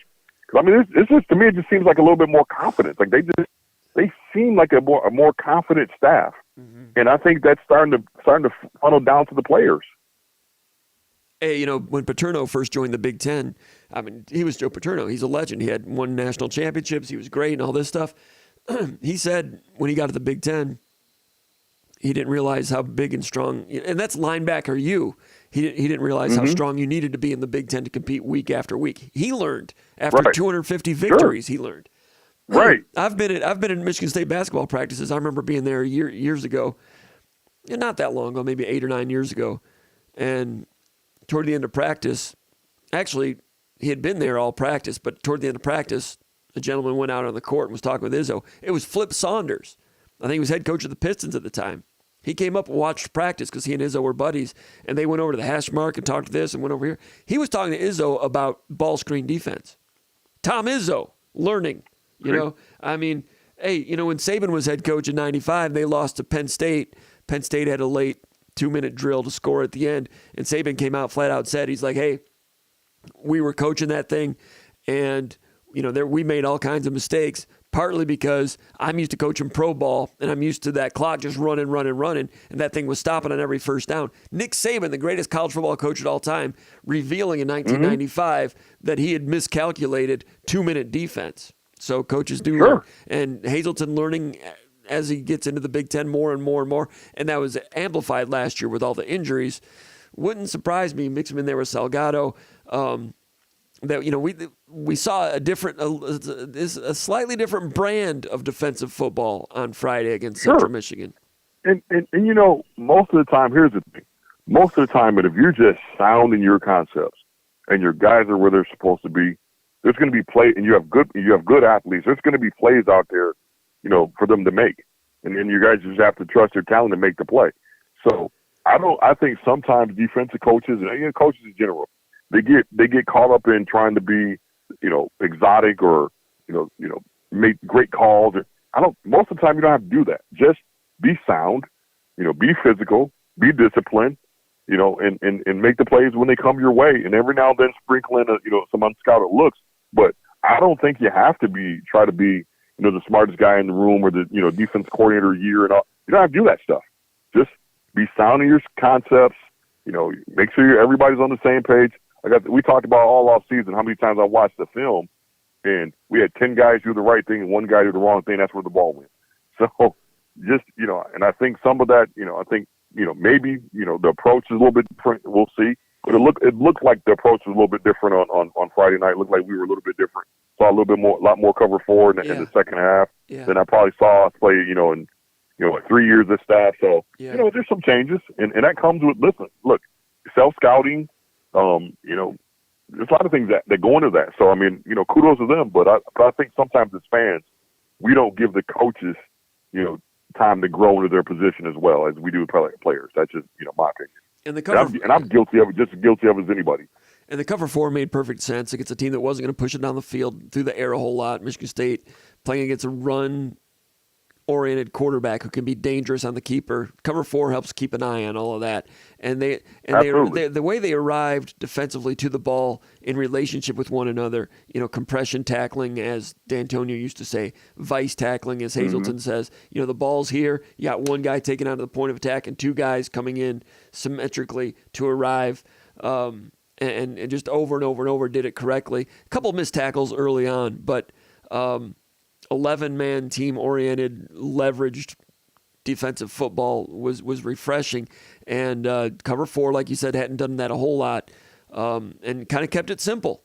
Because against that opponent, just kind of kept it in front of them and made tackles and doing it with big bodies, winning collisions, and they started winning more of them as the game went along, wore them down like Tucker said they like he was telling people on the sideline that they would. All right, I'm going to shift gears a little bit. Got a couple questions to ask you, and I texted this to you earlier because I was interested in what you had to say about this. We had a question from JMA from Parts Unknown about Malik Carr. And this is from the mailbag over at SpartanMag.com, but I wanted to put this question out there for you as well. He says, where is your alarm, Jim, with Malik Carr's first game of the season? Personally, I hate to jump on someone after one poor game, but that was pretty concerning. Also not helping was that his body language seemed between unsatisfactory and poor, to put it lightly. I was hoping tight end would be a plus position for us this year. Is it time to reset those expectations? Someone else also mentioned that he was on the message board saying that they saw him come off the field and he seemed like he was tired. He maybe, some people made the comment that maybe he's carrying a little bit too much weight. He's in the 280s, I believe. And he did look a little bit, carrying a little bit too much weight in my unprofessional opinion. But I know, speaking with you in the last couple of days, yes, Malik Carr dropped a pass, couple passes, had some moments, but you wouldn't necessarily call his performance a poor one, would you, Ron? Absolutely not. I talked to you about this all weekend, that I was personally impressed with Malik Carr's performance. And from the standpoint, it was such a mature performance from a kid who, we've seen have some, body language issues or maybe kind of pout a little bit. It would have been easy for that kid to go in the tank. Dropped a couple of passes. It would have been easy for him to sulk. He did. He continued to block. He kept his head in the game. And when the ball came his way, he scored a touchdown. That's maturity, that's growth, and that's what you want to see from a guy that we're gonna need. That was encouraging to me. There's gonna be bad plays that happen, and you're gonna make mistakes, but stay in the game. As Tuck, keep stopping, and that kid he did that. And I think as a football fan, as a coach player, that's the kind of stuff you want to see from a kid. Rebound, stay in it. The game's not over. It's and you and I talking, I use a lot of baseball saying just because baseball is a lot of failure in baseball. But you're gonna make mistakes. You're gonna fail. But that next at bat might be the one that wins the game. And I thought Carr did a good job of staying in it, and he was rewarded. So no, I didn't think that was I don't think there's any room for alarm at all. Now the one thing I thought he looked a little bit not as fluid. He's never really been the most graceful, guy running, but I didn't think he looked as fluid, getting vertical. But I think some of that is he wants to be a bit more firm blocking. So I think they're going to kind of tinker with that as the season goes by. What's a comfortable weight for him to play at. Mm-hmm. But I think some of that added weight, additional mass, is he wants to be more physical at the point of attack in his blocking assignment. So I don't view that as him being out of shape. Mm-hmm. Yeah, they did want him to be more physical, and he added some mass. And tight ends coach Gilmore said a few weeks ago that there was a certain weight he wanted him to be at, maybe 275 or 260, or I can't remember exactly what it was. But he's over that, so they got.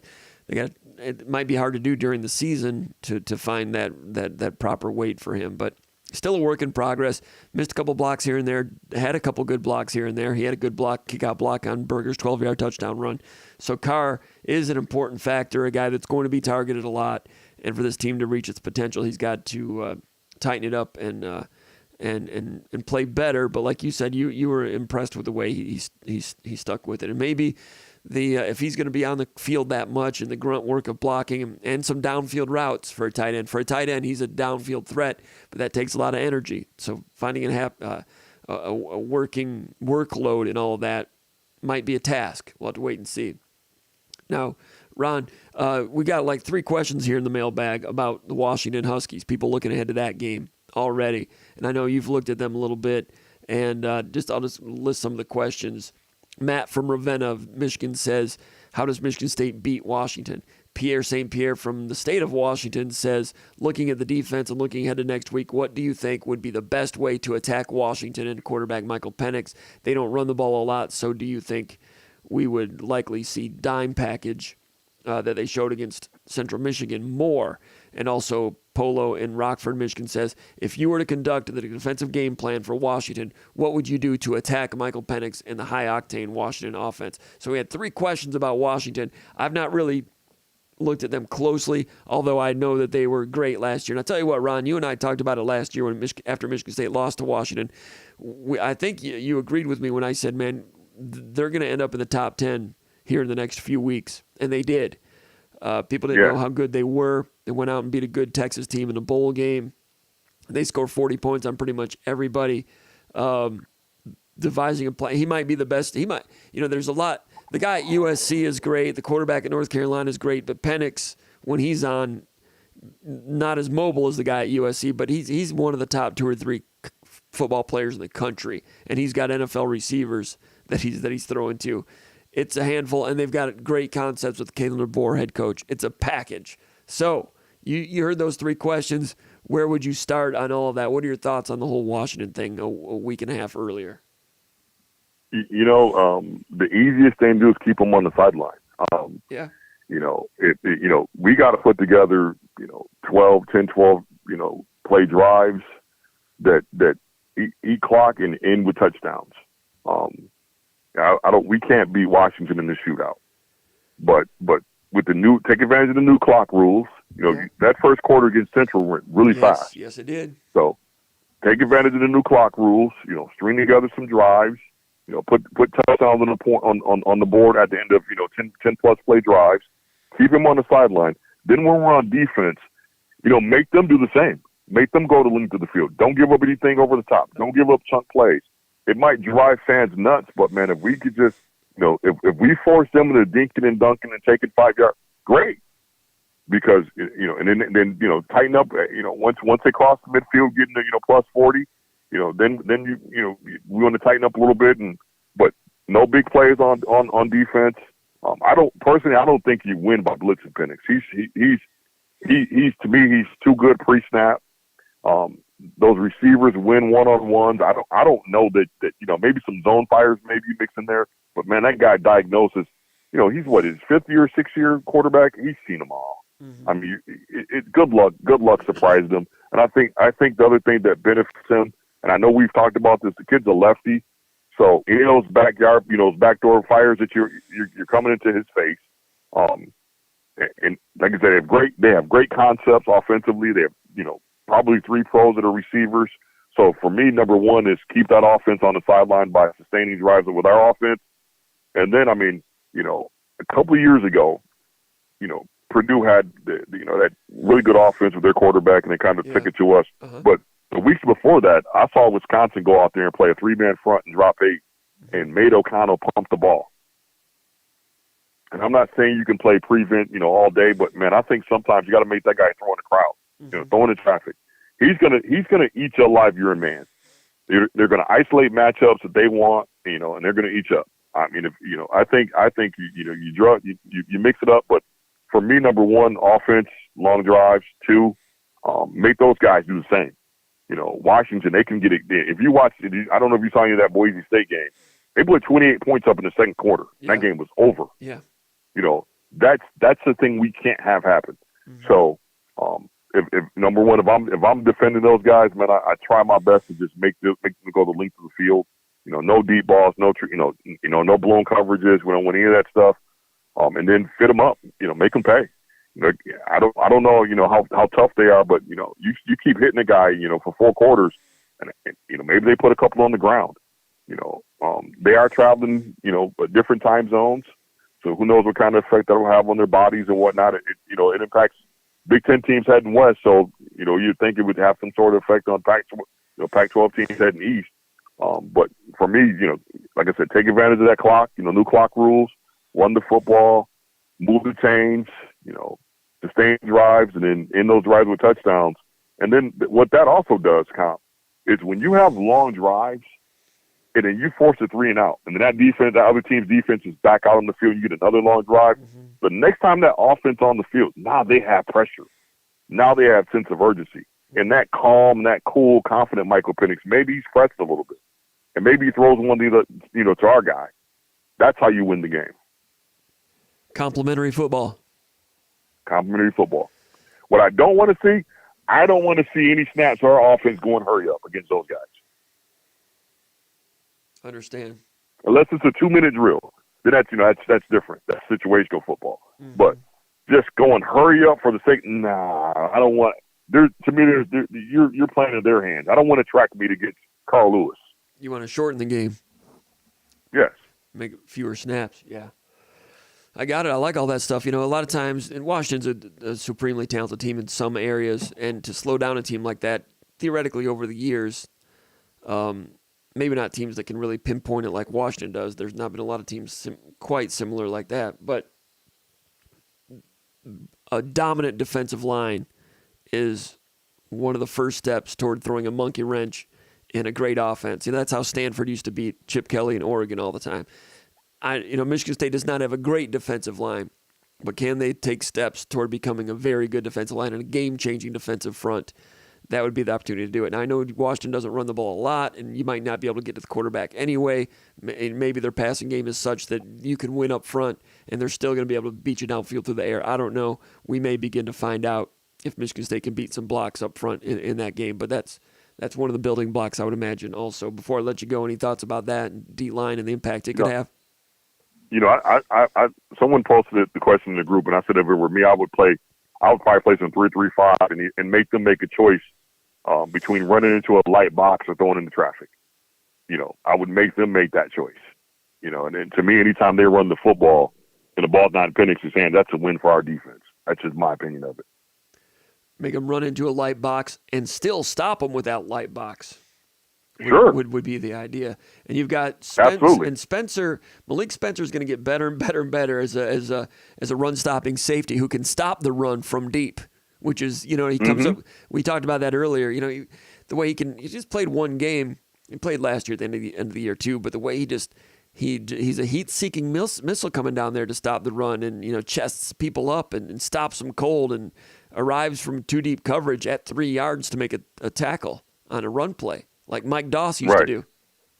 Sure. And Tatum, and look, as far as corners go, Tatum and Chuck are physical corners. So, make them pay.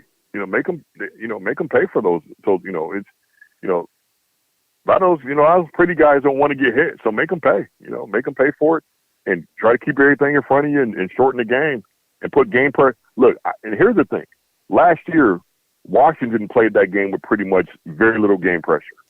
They got out so early that they really didn't have any pressure to make plays. So we don't know how they would have responded or may respond when there's actually pressure on them that they have to make a play. So shrink the game, run the football, let the crowd be a factor, and then, we might have something in the fourth quarter. What are you looking for this weekend against the Richmond Spiders? I'd like to see our offensive line just, 200-plus yards rushing, get Kim, a couple of good series, get Hauser in there, get him some reps, and try to get guys out. I don't want to see 60 snap counts, 60-plus snaps from our safeties. So, hopefully we can get, a comfortable lead early and get some of those guys over there, with sun visors on and, smiling at the girls in the stands. Cause some of those guys played a lot of snaps that I'd rather not see this weekend. I asked Harlan Barnett about that today, and I made the point on one of my 3 and out columns at SpartanMag that, Michigan State, when it became a blowout situation, got a lot of second and third stringers in on the defensive line, linebacker, and corner, but they kept Mangum and Spencer out there. And I theorized that they did that because those are 2 young safeties, and they wanted to just give them more and more work. And I asked Harlan Barnett today if that was the case, and he said, "You're exactly right." He said he told Coach Mel Tucker, "I want to keep those guys out there and just keep soaking them with game reps." The negative there is you're opening them up to a few more bumps and bruises, but he felt that the trade-off of maximizing their time together communication-wise as a young sophomore tandem at safety was worth it to finish that game out at that position. So that's interesting. I mean, it doesn't matter what the score is, how much time's left on the clock. It's all about roster development all the time. Sure. But I think some of that stuff can be, can happen from the sideline just as well. You're over there talking, you're watching the play. What'd you see on this? I think some of that stuff can happen. Look, those guys are paid to do this, and so I'm not going to second guess them to that end. But my preference is not to see our two starting safeties playing late into the fourth quarter against Richmond. Hopefully they're on the sideline and they're enjoying the festivities of a nice, comfortable win. Good points. Also, great insight on Washington and great viewpoints in terms of what to look for Richmond. I agree with you. The run game need to pound some people. Need to be secure in there. I thought Fincher was just kind of okay at center. Does the Samac come back this weekend? I think they can be better with him. If not, do they think about maybe moving Duplain to center and bringing Wigginton in? Is Wigginton and Duplain at center and left guard better than Fincher and Duplain? Good. I think you're going to see a bunch of those different combinations. I think they would like to be in a position to see a bunch of different offensive line combinations this weekend. Obviously score permitting. Look, Richmond has been in the FCS playoffs. Mm-hmm. I'm sure they're going to come in, trying their darndest to upset folks, and I'm sure there's going to be some kid that can run fast. They'll have a couple players. And they're known as a defense. They're known as a defense first program too, which is good. It'd be good for Michigan State to see that. Go ahead. Sure. So they're going to have some players, and I think ideally we'll be able to get in there and get a lead and be able to experiment with some different offensive line combinations and see who fits where, but and finally settle on a solid group of five, and then with four rotational guys. So, but yeah, that's the main thing I'm looking for, is that offensive line to get their cleats in the dirt and their hands in the dirt and get into some people. Right. All right, Ron, I really appreciate your time. Thanks for coming on SpartanMag Live and talking to all your fans out here as we talk Michigan State football. It is full-blown, full-fledged September college football season. It feels like it. Michigan State going to look to go 2-0 against Richmond and take some more steps. Maybe Noah Kim can dial it in and have one of those better accuracy and settle in as a talented quarterback. A lot of things to watch. I look forward to talking to you after that one and throughout the course of the weekend all the time, Ron. Appreciate it, man. Absolutely. Hey, thanks for having me. Go Green. There goes Ron Armstrong. Thanks a lot, Ron, for joining SpartanMag Live today. And we'll be hearing from Crowley Sullivan here in a moment. Let me get back to let's go here to the comments section. A lot of comments tonight. Appreciate everybody joining in and having a wonderful time. What do we have here? Excuse the cough. I got to hit the cough button when I do that. We've got... All right. Fandero says, was Keon Coleman underutilized during his time at Michigan State? It didn't seem like we targeted him as much as Florida State did. He had, 9 catches for Florida State the other night? I think Michigan State targeted him enough to, 55 catches. What was it last year? Jaden Reed got a lot of them also, though, right?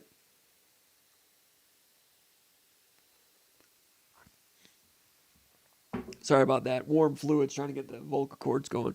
But did Keon feel like he maybe could have been targeted more? I think most receivers always feel like they could be targeted more.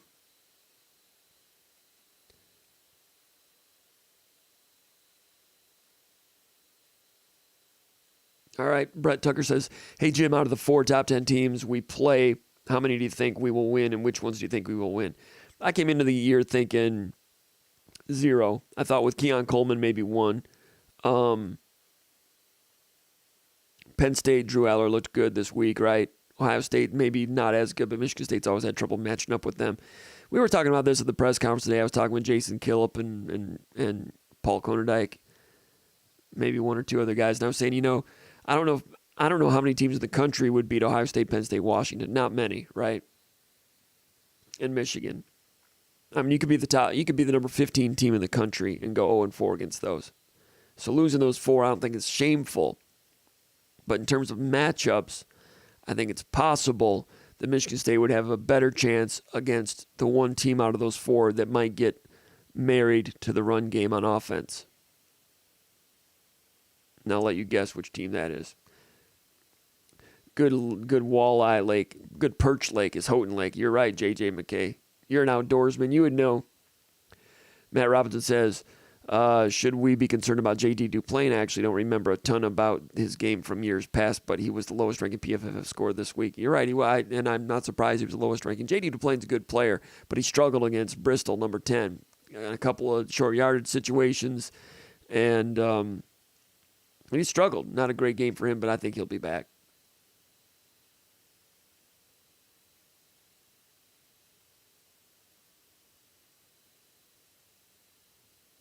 Yes, Brett, thank you. J.J. McKay. J.J. McKay with that German Shepherd, he's just all fired up. Sometimes later, okay, we're talking about, let's see. Still looking here. Michael from Kalamazoo is here. Great to have him. Budnick with an opinion. Frashenko coming in, Brad Frashenko coming in from Austin. Good to see him here. Doors fan 91. Mike from Battle Creek, that is. Ellison, excited to be our starting wing tonight. Andy Ruckel checking in from Tawas and the shore of Lake Huron. Lake Huron, you got to love Lake Huron. You know, I had Lake Huron. Whoops, is that the wrong one? Oh, I've lost it. Anyway, I was trying to do a picture of Lake Huron there, but for those of you that don't know, we didn't have. We had our Great Lakes rankings, and Lake Huron was number one for I think like 255 consecutive weeks or something. I don't know, maybe 209. I don't know, 219, something like that. But Lake Michigan jumped ahead of the Great Lakes Power rankings a short while ago, and I had those up there, but it was supposed to work, but it didn't.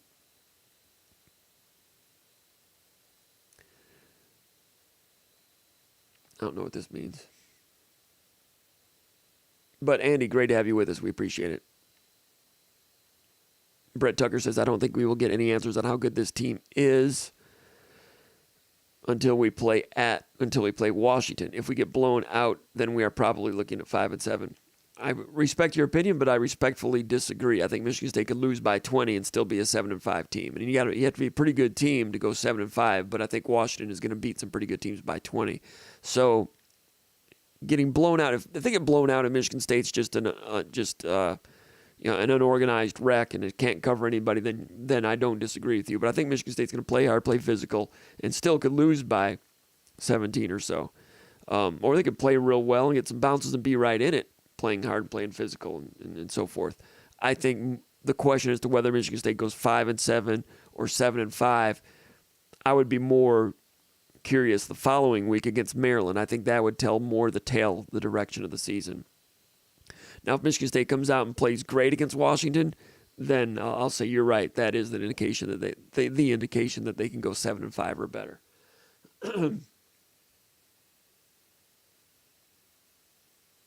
Mark Webster says, any word on Alante Brown-Freep mailing a big deal about nothing much, it seems like. Alante Brown, I heard, he went down, and it looked like a head injury. And if it's a head injury, you don't come back in the game. I heard it was a stinger. And I'm not a physician. I don't know a lot about stingers and diagnoses. But a stinger is not necessarily, it's not a head injury. Stingers, I've never had one, but they wear off. Usually a stinger, like it's at the bottom of the pile or, at the end of a tackle. It's usually not with someone standing up. So those of us that observe football and have not had a stinger, when I saw it, it looked like he was knocked cold. But it was a stinger, and when your stinger, a stand-up stinger is kind of rare, the way he goes down. Snapped back, they checked him out, went back in. But like Konendijk said today in the VCast, it was a bad look that he went in and then they came out and he was in street clothes. Konendijk and I made the point about the Champs Sports Bowl when Michigan State played Boston College years ago, D'Antonio's first year. They called a deep post to Blair White. That was before anyone knew who Blair White was. He was a walk-on sophomore at the time. Played very, very few plays throughout the course of the season. The coaches revealed later that play was designed and called for Benny Fowler. Don Treadwell, the offensive coordinator at the time, called that play. D'Antonio hears the call, okay.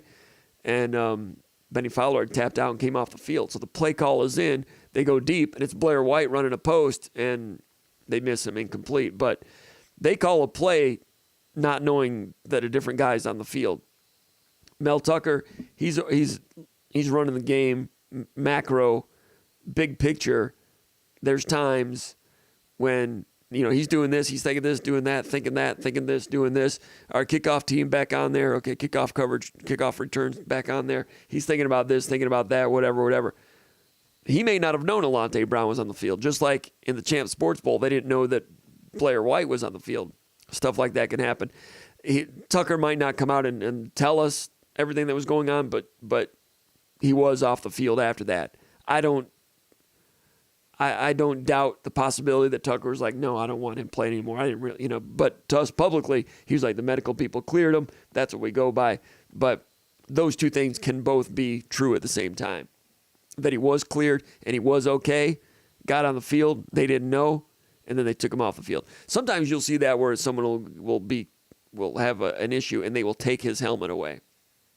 That's why they do that, because there's a lot of stuff going on, and sometimes guys can get on the field without people knowing. But he was cleared, first of all, by medical professionals. So I'm fully confident he was not at any further risk.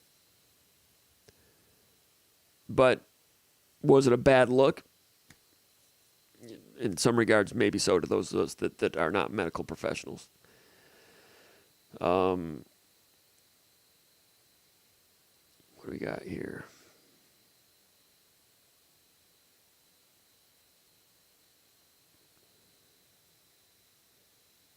All right, I'm just gonna go back. We're about done. Hey, Crowley, go ahead and give us a call. We'll get you on here, and I'll get back over here to the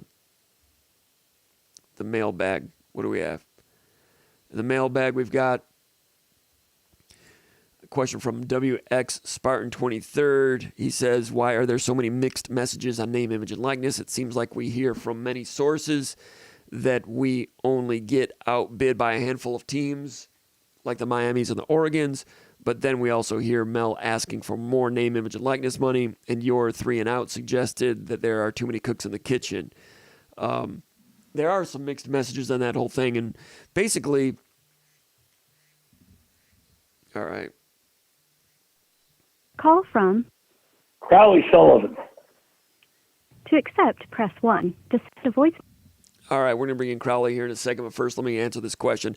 Crowley just had a question about name, image, and likeness, and someone saying that it seems like there's too many cooks in the kitchen. I'm not going to go that deep into it, but I've been doing some research on this and talking to some people, and I've not talked to everybody I need to talk to about these things, but it seems like there's differences of opinion on the direction of it, whether it should be tied into Spartan fund points, should it be a nonprofit and therefore tax deductible, and if it is tax deductible, then it can go into Spartan fund points legally.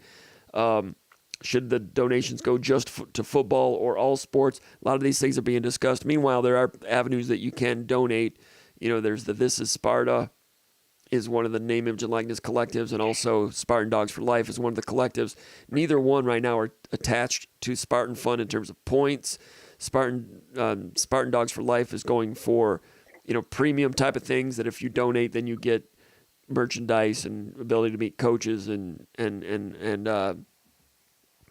content, things like that. I'm not sure the best direction on all of that. I would just think that Michigan State needs to get them both, support both of them, endorse both of them, get at least one of them tied into Spartan Fund points. That would be my unprofessional opinion.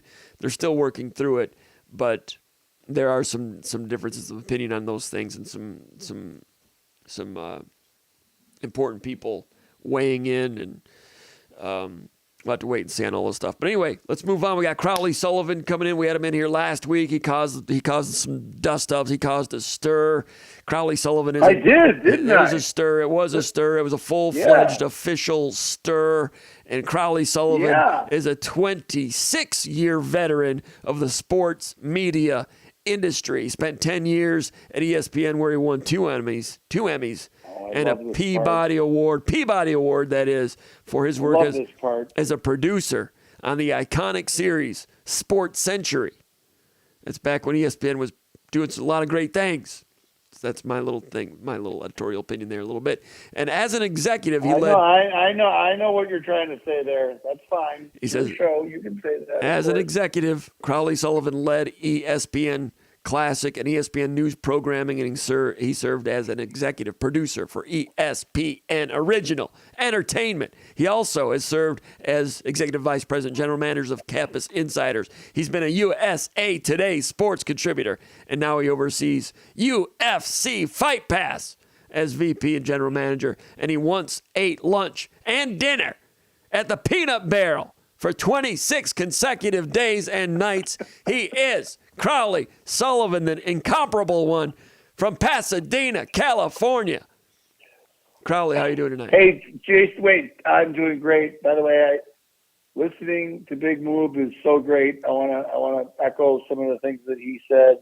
It's so awesome to get his insights. But I don't think I've ever told you, and I think some of the folks might get a kick out of this. One of the things that I did as an executive producer for ESPN Original Entertainment was spend an entire afternoon in Winnipeg, up in Canada, teaching Brian Dennehy how to properly throw the chair as Bobby Knight in the motion picture adaptation of John Feinstein's A Season on the Brink. Yeah. Wow. And why that was fun. My question is, why was it in Winnipeg? Is that where he was from? He shot it up there? Well, in the movie business, JC, there are all kinds of tricks. And one of those tricks is the taxes and the avoidance of the unions. It's all much easier up there in Canada to deal with all that stuff. Everything's cheaper. And you can avoid all kinds of union issues. Wow. And so I spent 6 weeks in Winnipeg. The people of Winnipeg are fantastic for having put up with me for 6 weeks. Yeah. But it was the Friday after Thanksgiving. I came home for Christmas Eve and Christmas Day, and then went back to Winnipeg for another week. I celebrated New Year's Eve in Winnipeg that year. Ooh, that sounds cold.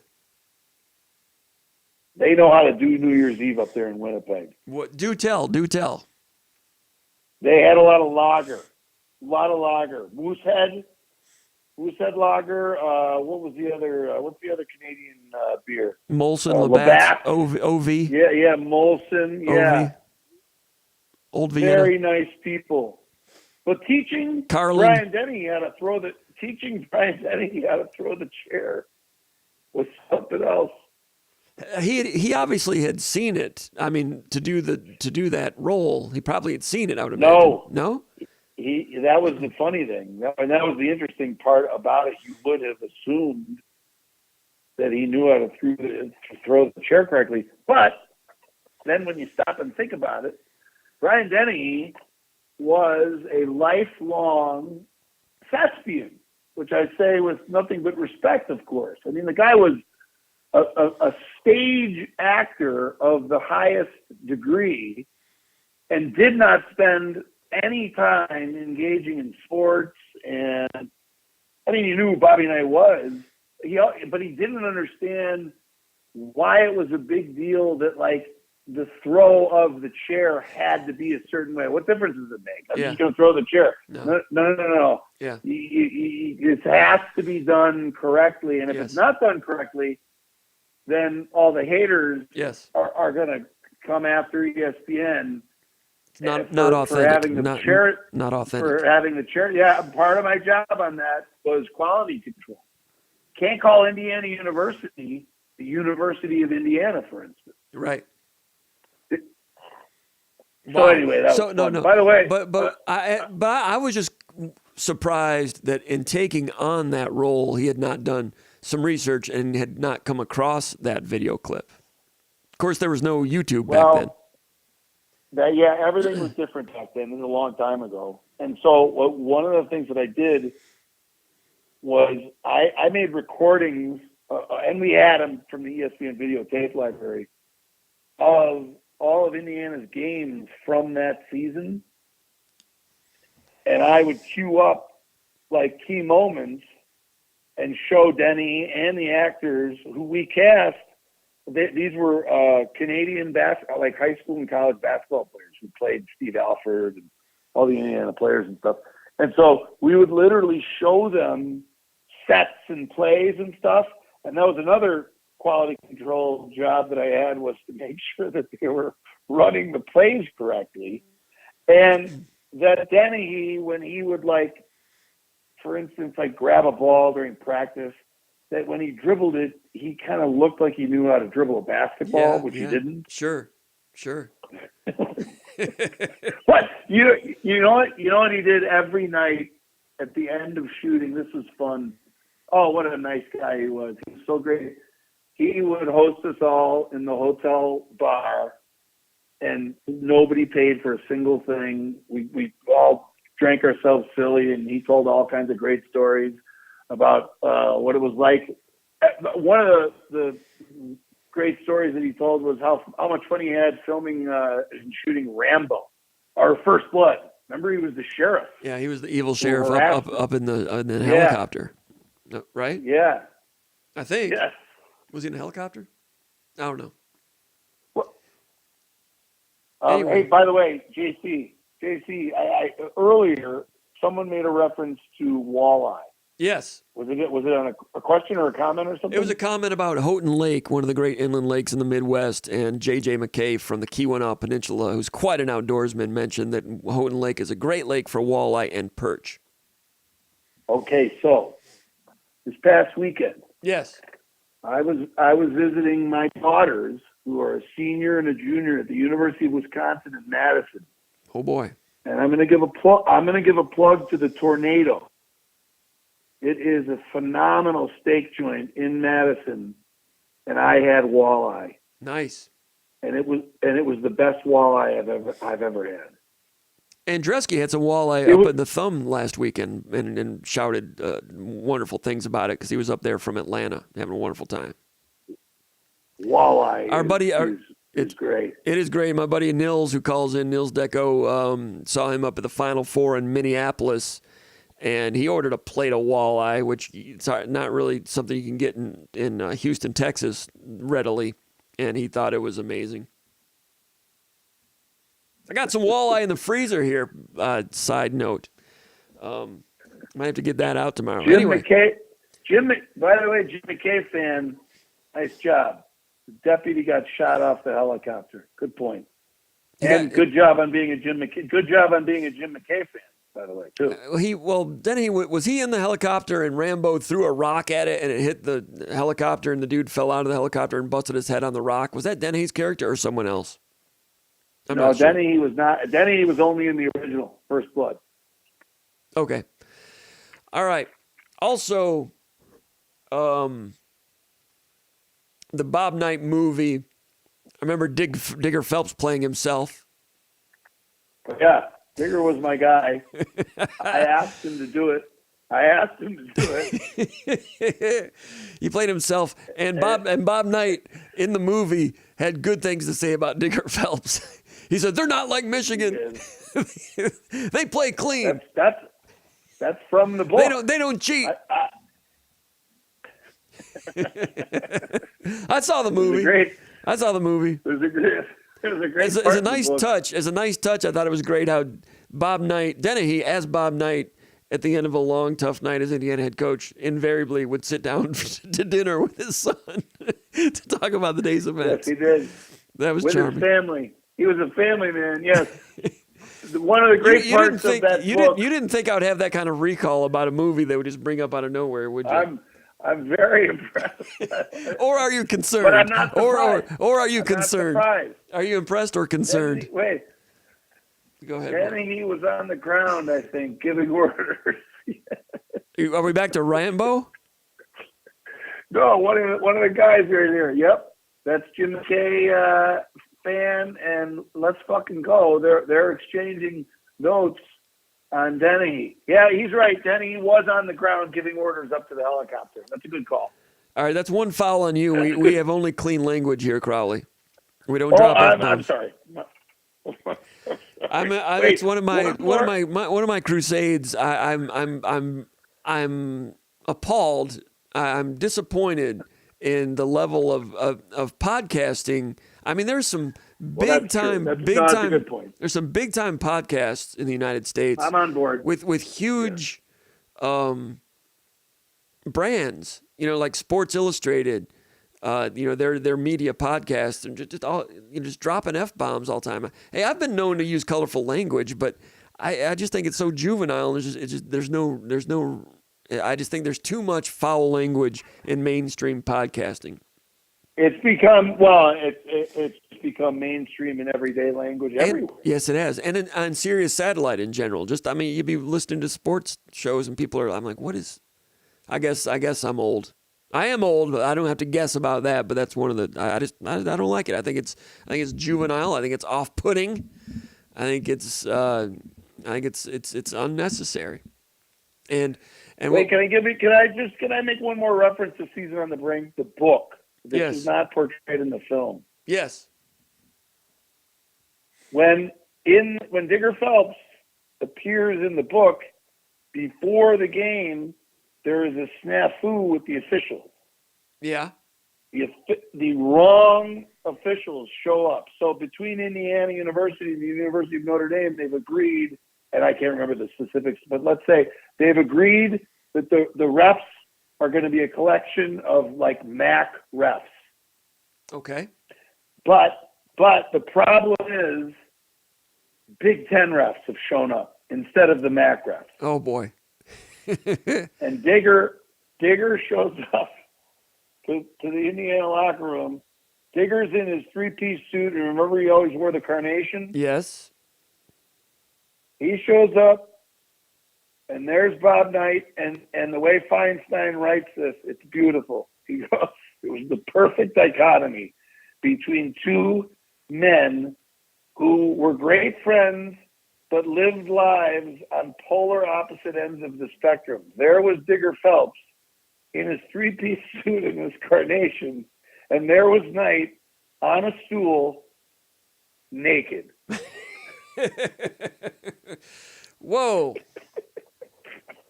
Could not fit that one into the movie, huh? No. That's too bad. Should we talk about Michigan State football? Yes. Last week, Crowley Sullivan, I challenged him to come up with a 3-and-out. We do a lot of 3-and-outs over at SpartanMag.com. It's kind of a theme as part of the On3 network. It's just a way to get some opinions, get in and out of some opinions. I try to write some of those 3-and-outs, and they're supposed to be quick, but I end up being too long-winded. They end up being too long, and I fail. But anyway, Crowley Sullivan, he will not be too long-winded. Even if he is, it'll be entertaining and insightful. So I've challenged Crowley Sullivan to come up with a 3-and-out this evening as well, and I think he's about ready to deliver one for us. Crowley Sullivan, it's first down, and give us the first one on your 3-and-out. So one of the things that I did this last week, I don't know if anybody picked up on it, but for each down, I've come up with a little bit of almost like a capstone, a little bit of a catchphrase. You ready for first down? Yes. First down is, we'll get to Noah Kim in a moment. Okay. That is first down. Okay, so there has been so much talk about Noah Kim's play, and of course, totally on point. I mean, and we're going to talk about that in a minute. However, the Michigan State defense. Yeah. Of course, State needs strong play, leadership, poise, overall skill from the quarterback, whoever it might be at any given time throughout the course of the season. But this football program has been at its best all through its history when the defense is tough, fast, big, athletic, and a little mean. Mm-hmm.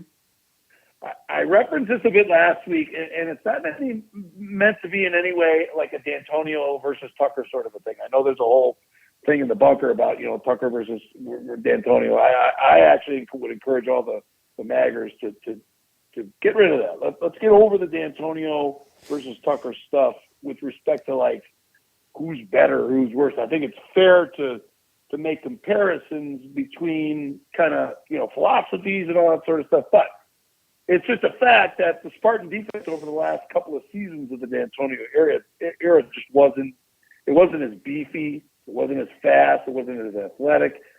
Mostly, it wasn't as fierce. And what I think that people have not really thought about is Tucker needed a little bit of time to get his defense into shape. And it's sort of as simple as that.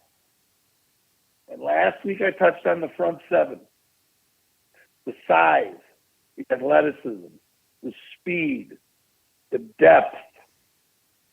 I only referred to Sammy and Jackson as backups. Two guys that, by the way, are 6'6", 6'7", 330-pound backups. Mm-hmm. I didn't even mention Dre Butler. Yeah. Dre Butler's a puny 6'5", 300, third-string defensive tackle. Yes. And he played great football on Friday night, JC. He played great. He looked good. I don't know how many snaps he was out there, but he was out there maybe a dozen snaps. So close to that, I'd say. It was somewhere around that. The entire batch. Yeah. The entire batch of these guys, big, fast, tough, athletic defensive tackles, they played good football all night. That front is formidable. And when you've got 6 or 7 or even 8 guys ready to run in there and play good football, what you're seeing is the program, all capital letters, program, starting to take shape. Central ran the ball 41 times for 123 yards, 3 yards per carry, which brings me to phase 2 of first down. We're still on first down. Okay. The defensive ends, all of them, played so well on the edge, particularly with regard to something that you, just a few hours before the game, by the way, were worried about. And that was limiting the one and only Bert Emanuel Jr. Yes. Now, say whatever we want to say about Bert Emanuel Jr., but I think it's fair to say, I think he was the fastest person on the field and in the entire stadium, with the possible exception of Jack Doyle. Jack Doyle, when he gets those legs going, he's pretty fast. You know that, Comp. Yes. Right? Mm-hmm. But I think Bert Emanuel Jr. is faster. Jack Doyle is a friend of ours, so that was an insight. He's a very, very fast runner. Very fast runner.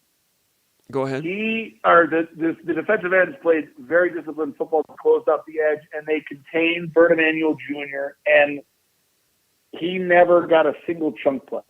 Mm-hmm. Not one. Mm-hmm. And then when his backup, I can't remember, what was his backup? What was the other guy's name? Came in there? Bauer. I can't remember. Yeah. He's the thrower. Hurried, harassed, pressured, as was Bert Emanuel Jr. There were 3 sacks. Those are great. Mm-hmm. But it's the pressure and the overall intensity brought by that front that made Bert Emanuel Jr. basically a non-factor the whole night. They made sure that Central Michigan would have to find a different way to cover the field rather than their most dangerous weapon, which was the quarterback keeper in that cover 4 zone. And all those guys up front, like you're talking about, played excellent team defense with physicality and proper leveraging and positioning. It was a nice first day on defense. There was pressure. There was intensity. I saw all of the guys that were rotating in all across the front there playing really tough, sound, fundamental football all night long. And I agree with what Moob was saying and what you were saying. And you and Paul also noted this on the VCast. You're going to get some hands in the face. That's going to happen. Mm-hmm. And those personal fouls. One was Brandon Wright, and it was an aggressive play that just kind of got out of, just kind of went, and Maverick Hansen did the same thing. Those were, Tucker was talking about it on Monday that those were aggressive penalties. When I went back and looked at it again, it was guys just, playing hard and they got their hands up. Brandon Wright, face mask, aggressive mistake, aggressively getting upfield and reaching while one gapping. Usually, Michigan State does some one gapping, some two gapping. On one gap, it's more of a quickness thing, and he's getting up there, and his hand just got away.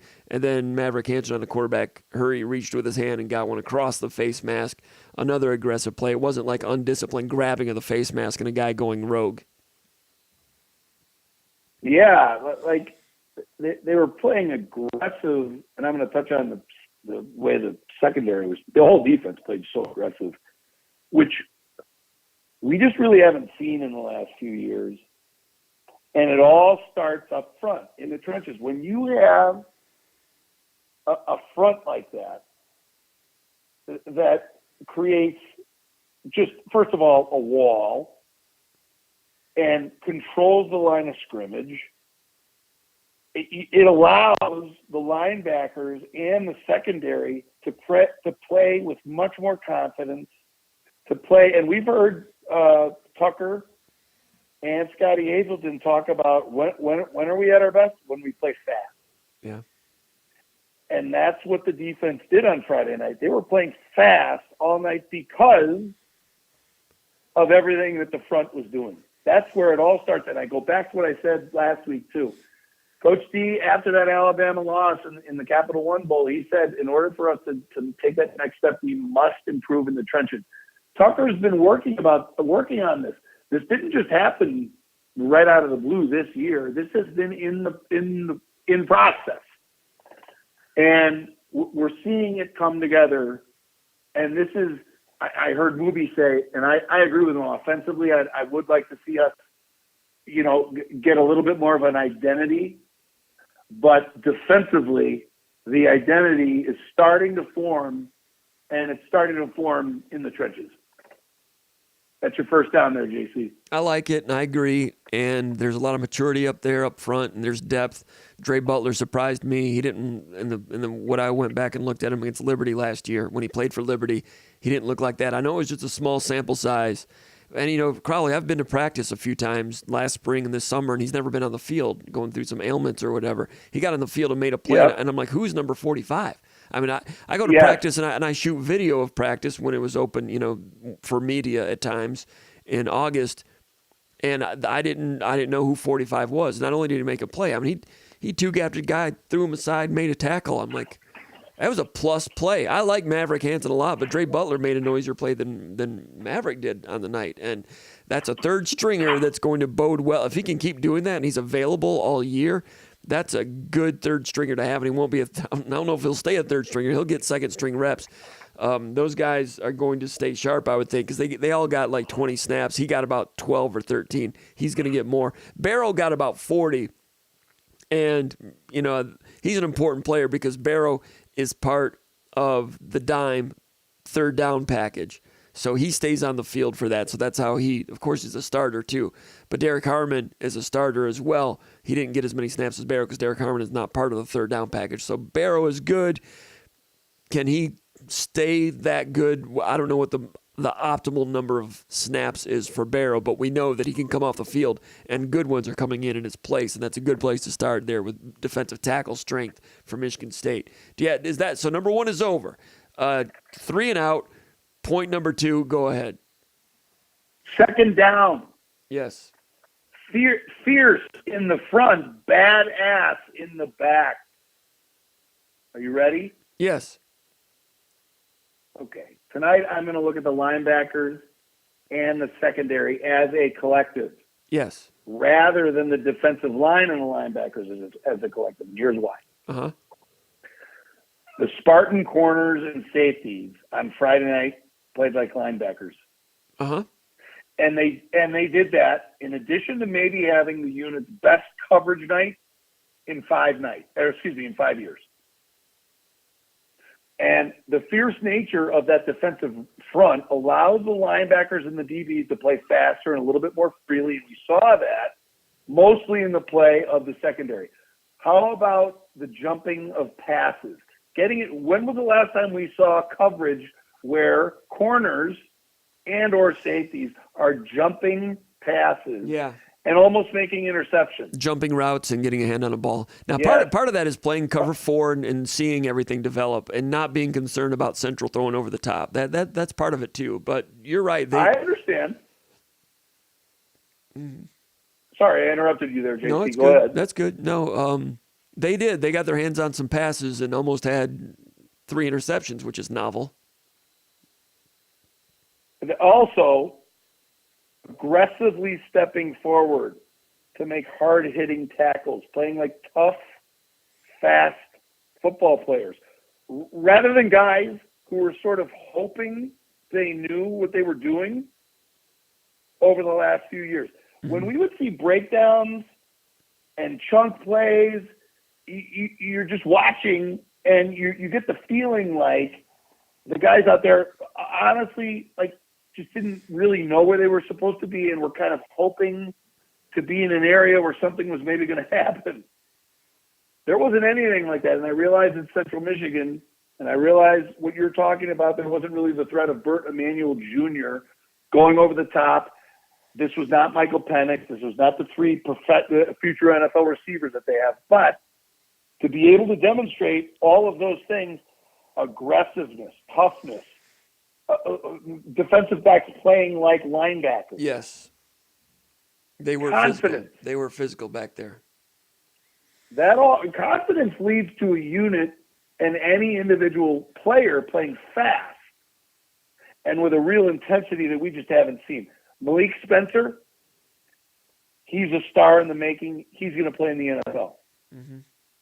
Chuck Brantley. I think I heard Paul on the VCast say that you're bigger than Chuck Brantley. I'll challenge that. Not aggressively, but, I'll challenge that. I don't know if you're bigger than Chuck Brantley. But Chuck Brantley is not a massive guy, but this guy's becoming a star, and he hits hard. Dylan Tatum, he knows what he's doing. How about how far Angelo Gross has come? Mm-hmm. It's only one game again, but it sure does seem like Jim Salgado is a part of the staff upgrade that Big Movie has been talking about since last spring. As for the linebackers, I think that it's time that we move past the. Boy, Cal Halladay is not a bad player. Cal Halladay is a beast. He's an absolute beast, and he's fast. He always seems to be in the right place. The last time I saw a linebacker of ours, well, actually, I'm going to correct myself because Jacoby Windman made a great interception last year against Wisconsin. But I was reminded of Joe Bocci when Cal Halladay made that interception. Jacoby Windman is 6'2", 245, and he runs sideline to sideline as if he's a safety. And he's always in the right spot. Aaron Brule, 6'2", 240, just plays really, really good football. He's getting better. Brule is getting a handle on things as a fifth-year senior with a lot of horsepower. Last year came along methodically as the season went along, got a handle on the system. You see him flash some of that athleticism. You bringing him off the bench as a linebacker when you've got Dre Butler as a third stringer and Brule as a second string linebacker. These are things that good defenses have. Yeah, and you and I have talked about. Did I say that? Did I just say good defense at Michigan State? Are we bringing that back? Is that happening? It's in the process of happening, thanks to all these points I'm making here. Of course, the linebackers, they're not just strong individually, and I heard you and Paul note this on the VCast. They're playing in unison. They look like a unit, and that unit also is playing in conjunction with the secondary that's also playing like a unit. And one of the things that you've talked about basically since the end of last season is whether or not the Michigan State defense is ever going, particularly secondary, is ever going to be on the same page. There was one quote-unquote breakdown. It was the touchdown pass. You broke it down very well earlier. I think you also talked about it in the VCast. I think that gets corrected. I think Mangum sniffs that out next time. That was the only breakdown. Central's longest gain of the night was 17 yards. That was the longest gain of the night. Bingo. How many times over the last 3 years? How many times over the last 3 years have we been sitting here talking about the 11, 25 or more yard plays that the state's given up? Yes. And here's another thing. There were only 5 other plays where Central gained double-digit yardage. Wow, good stat. Good There stat. were 6 plays total of double-digit yardage, with the longest yards being 17. Central is Central. They're a MAC team that's, I think, could be decent this year. They were 9-4 2 years ago, 4-8 last year. Maybe not a great MAC team. Maybe offense isn't their greatest thing. But if you're playing Division I FBS football, Yes. It doesn't matter who you're playing. If you hold a team to only 6 plays of 10 yards or more, and none of those plays are for longer than 17. That's an accomplishment, especially for a defense that's ranked outside of the top 100 in total defense for the past 2 years. You don't do that against anybody unless you've improved some things. And they've got a long way to go and some tough teams on the schedule. And there will be opponents that score 40 on Michigan State. And those those teams are going to score 40 against a lot of people. But can you get the type of defense that's going to allow you to beat Nebraska, Minnesota, Maryland, Indiana, and maybe Iowa? And then maybe one of those other 4, they're taking steps in the direction toward contending for doing something like that. It makes me wonder if that might be possible. How about this, JC? Yeah. This defense was it. I think we can all, after one game, can speculate that it's going to end up being better than last year's defense. But last year's defense held the current number 2 team in the country to 29 points. Mm-hmm. And I think it was 4. It was either 4 or it might have been 5 field goals in the red zone. 22. They would have held them to 22 points had it not been for that bad long snap. That's correct. And Michigan was trying very hard not just to win that game. They wanted to score 60 so bad. Oh yeah. Michigan State played good defense that night. Quite good. Yes. They probably played as good a defense as Michigan saw all year, with maybe the exception of maybe Illinois played good defense against them that day. Yeah. Not many others. Which is ironic and a conundrum that a Michigan State defense that was so statistically bad could rise up and play that kind of defense against that offense. But they did, and some of those building blocks are back and healthier this year, and more of them and so forth. So that's why there's hope, if you're a Michigan State fan, that the defense can be a good thing in East Lansing again this year. We're cautiously optimistic as Michigan State observers that that's possible. Go ahead. One thing that Big Movie said too, I really liked. He said sometimes we forget that these coaches are not finished products. Nick Saban's not even a finished product. And Deron Reynolds, Jim Salgado, Mel Tucker, Scotty Hazelton, all of these guys are learning. And I agree with Big Movie. What you're seeing is a staff, just like the players, that has a little bit more confidence. And that game, particularly with the defense, gave the players and staff confidence in the schemes, confidence in the players, confidence in the rotations, confidence in the ability to throw guys in there. I don't know if there's necessarily even much of a real specified differentiation between the defensive tackle ones and twos. And then when you throw Dre Butler in there, that's just like 6 or 7 guys who all can go in there and play solid football up front. But my point there was that the coaches, the coaching staff has been upgraded. We talked about it last week. And these coaches are learning. Mel Tucker's learning. And we're seeing it all happening. Dabo Sweeney is learning. Oops. I mean, the landscape changes and people learn as they go. We'll have to see. Side note, I'll take a little break here. Some of the people that are posting over here, I noticed a gentleman posting that I've not seen post before, and he's posting by the name Groove Spoon. Oh, the band. Groove Spoon was a great band back in the day. East Lansing band. You used to check them out. You used to check out Groove Spoon at Small Planet. So there's a gentleman posting under the name Groove Spoon, which is a very East Lansing thing.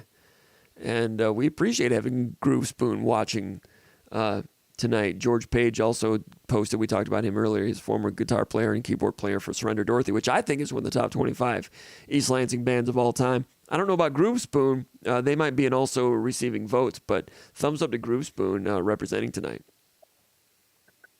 Crowley Sullivan, we're ready for third down. Groove Spoon did a phenomenal rendition of Paul Simon Late in the Evening. Really? Oh, yeah. Check out the big brain on Crowley, being able to recall that one. Yeah. I never saw that, but that is. Did they have horns too? Oh, there was a huge sax played by a really tight sax player, and he had the shades on, and he hit his mark perfectly when those horns kick in Late in the Evening, which, by the way, speaking of Jack Doyle, is one of Jack Doyle's favorite songs, ironically. Late in the Evening. Jack Doyle really likes when the saxophone kicks in there. Our buddy Elkins. You want third down? When I was on a media charter going to Jerry World to watch Michigan State play Alabama in the college football playoff, and I sent a text to my buddy Will Elkins.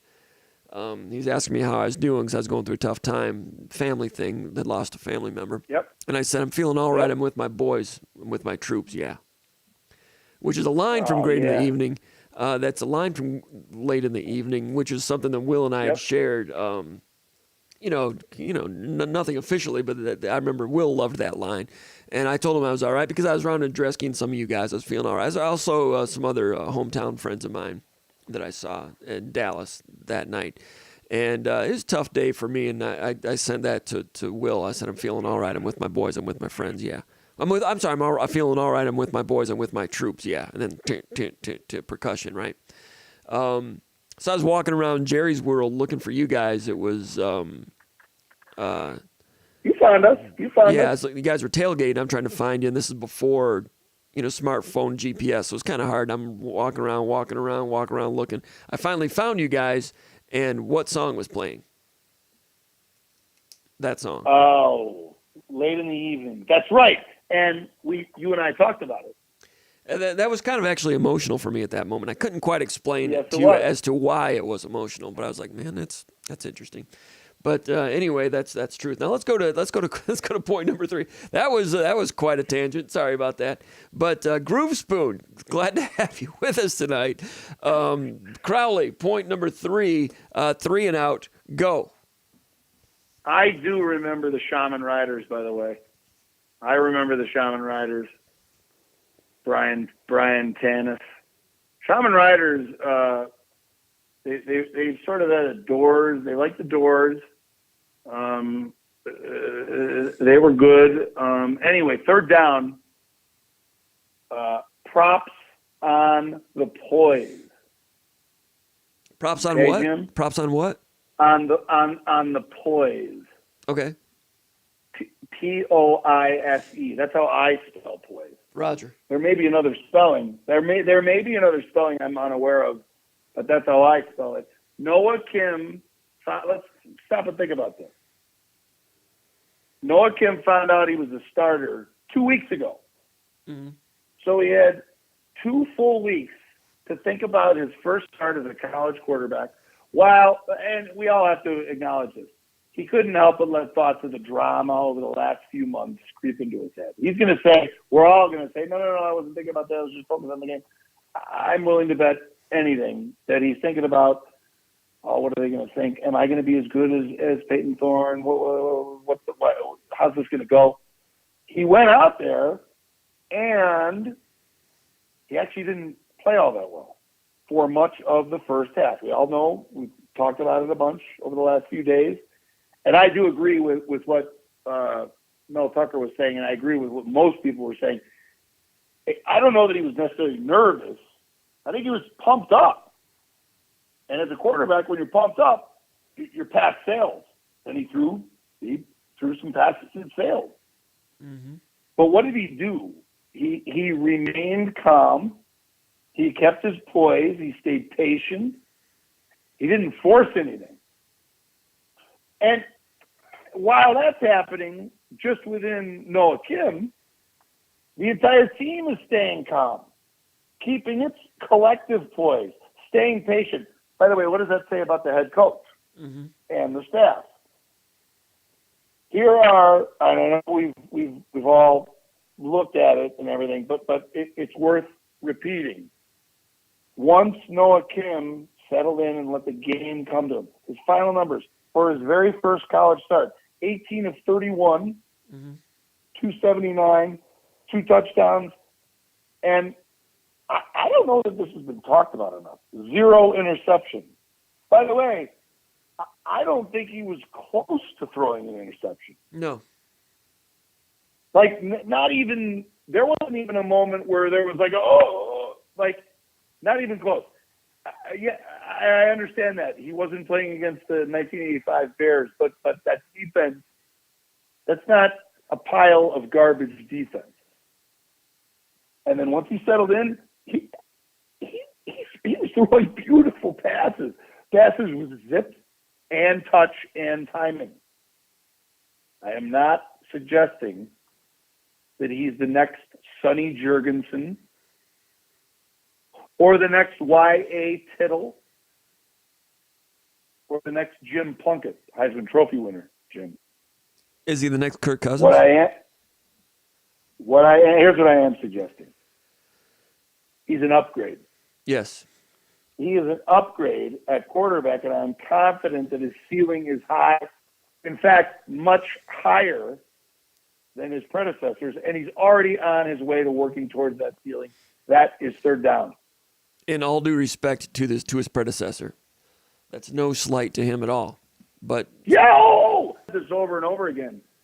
What Peyton Thorne did for the program was fantastic. We talked about this last week. Those throws he made against Michigan on those fourth down throws. 2-point conversion. Well, he made it the fourth down throw. He had the 2-point conversion, and then the fourth down pass in the snow to Jaden Reed down in the corner to score the touchdown. Like those were amazing plays. Yes. But I think after one game, I already can see that Noah Kim, his skills are just finer. They're sharper. They're crisper. He's crisper. He's a little more slippery. Well, here's how I'll say it. I think it's clear that when Noah Kim started making plays, that entire team was ecstatic for him. They were thrilled for him. And I think he's already a good leader, and that's only going to improve. And to come out with all that's happened, all the talk about who's going to be the starter, our former starter is now the starter down at Auburn. For him to come out and perform like he did, I maintain this. Michigan State has an upgrade at quarterback. Yes, I would agree. And it still remains to be seen. I thought that would happen, but I wasn't sure we would see as much evidence of it on day one. Now he's got to. Now I want to see if he can be accurate from start to finish at a game. And of course, those, that's next. Then making some reads against athletic, well-disguised defenses in key situations against huge, great opponents. Now, obviously, those are the obvious tests for a college quarterback at this level, but I'm not putting a ceiling on him. I mean, he might look good in those situations. It's gonna be fun to find out. We're gonna wrap it up. Crowley, anything else you got? Can I throw out a 4th and inches? Yes, go ahead. 4th and inches. Special teams just might be special. Really? Jonathan Kim crushed a 47-yard field goal like it was nothing. Sure did. And every single person in Spartan Stadium and watching on TV was holding their breath, waiting for the snap to, be a horrible snap, waiting for the kick to be kicked into the line, etc. He crushed it. But here's something else. I'm pretty sure that Kim kicked the ball off 6 times. One did go out of bounds. Mm-hmm. That's got to be cleaned up. 2 were returned for an average of 21 yards. 3 were touchbacks. When was the last time Michigan State had 3 kickoffs go for touchbacks? Right, and when he was at North Carolina, he ranked among the nation's leaders in touchback percentage. So that was expected, and it was nice to see if you're a Michigan State fan for sure.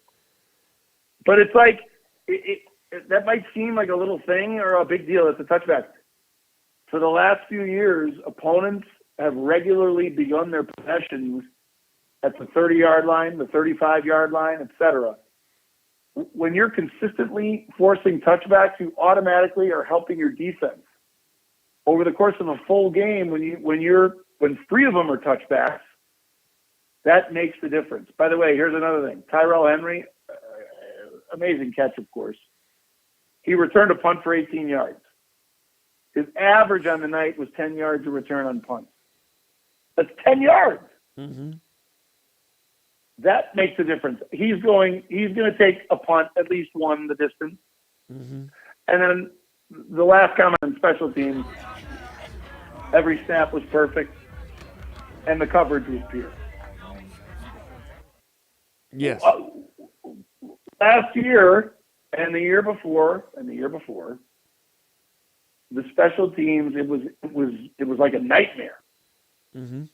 Anytime we started to approach field goal range, everybody puckered up, including the team, and it was evident. I think that when that 47-yard kick went through, that was like so cathartic. I think everybody was just like, "Oh my God, I think we have a kicker," and I think we do. And he squeaked it in, but it would have been good from 55. He kind of snuck it in there right upright. So, I mean, he has talent. He's never had this role before. He's always wanted this role. But, I mean, he's got to keep doing it, but there is talent there. And I guess that's the theme. There's talent that is coming to the forefront from various back channels. Some guys were, have been developing for a long time, for a couple of years. Some guys just arrived, like Jonathan Kim. Noah Kim's been around since 2019. Well, he committed in 2019. Yep. Various levels of talent are washing ashore. Avery Dunn. How about Avery Dunn? He looked quick, and he's down. He's only playing like 15 snaps because there's so much competition in defensive end. He got in and played fast. Dre Butler got in and played fast. Because they're only playing a handful of plays. When guys got in there, it's like, wow, that looks kind of good. Brandon Wright played a lot of plays and had fast feet, but made some mistakes here and there. But I think he's got some loud plays in him, like he had in the bowl game and like he had against Penn State in the snow that one night. That's a guy who's been hanging around. He was in the tunnel incident of the Michigan Stadium tunnel last year, right when he was starting to play some good football. But I think he's got some loud plays in him this year coming. I agree. How about this if you think back exactly 1 year ago, right now, State was without Darius Snow, was without Xavier Henderson, and was about to be without Jaden Reed. Yes. And the point there is, and did you say Slade too? Oh, I didn't. Thank you. That's and Piotrowski. And Bogle. Those are probably our 5 best players. Did you mention Bogle? 6 best players. No, I didn't. I didn't mention those guys. That's 6 at this point last year of our best players out. The team. I didn't see any report on anybody dinged up. No. So I just think good first game. I think the big takeaway. Yeah, the big takeaway is that I think there's reason to be cautiously optimistic. It was a good, respectable, physical, well-organized brand of defensive football that Michigan State fans have been wanting for a number of years. It's been interrupted for various reasons, but it washed ashore nicely against a beatable opponent, against a limited offense. Baby steps, square one, but it was encouraging. Now they need to go out and do it again against Richmond, and then they will face a different, an otherworldly offensive juggernaut that plays a different style, a completely different style of football. And then Maryland, and that's where it needs to really show itself. And the way this schedule is unfolding is kind of good. You got that Central game who came in and played pretty good football in a lot of ways. Michigan State withstood it 31-7. Now you got Richmond, whatever's going to happen there. Then Washington's going to be really difficult, almost like some of those Notre Dame games we've seen in past years in terms of having like a big time test that early. Then, in terms of honing your craft as a college football team, you're seeing some interesting spectrums there to get ready for the Big Ten season. I think the preseason schedule is good to deliver a version of Michigan State in Week 4 against Maryland at home, the type of which that could be ready to beat Maryland. A Maryland team that went 8-5 last year, and that everybody that's looking at Maryland this year, when they look at the schedule, they look at Michigan State and they're like, oh, that's probably a win. Well, Michigan State's going to have something to say about that. They've got a lot of building to do to get to that point, but I think they're on their way to that point. We'll learn more this weekend. We'll see. Crowley, I think we'll leave it there. Anything else? Thank you, Jim, so much. Yeah. Thank you, Jim McKay fan. Thank you, Groove Spoon. All right. Thanking everybody tonight and all those people and all the kind contributors here and the questions and the supporters of Spartan Mag. We certainly appreciate all that. Crowley, talk to you soon. Thank you for your time. And we'll talk about some other stuff off the air and try to get some other things situated. I'll give you some updates on some of those things. To everybody. Yep. It sounds good, man. To everybody, thank you for watching Spartan Mag Live. Remember to give us a like here on this channel. Subscribe to this channel. Go to SpartanMag.com. Become a Magger. Become a Magger. If you like this nonsense, you need to become a Magger. We hope to see you over there. Become a SpartanMag.com subscriber, part of the On3 network. We'll probably see you again next Tuesday.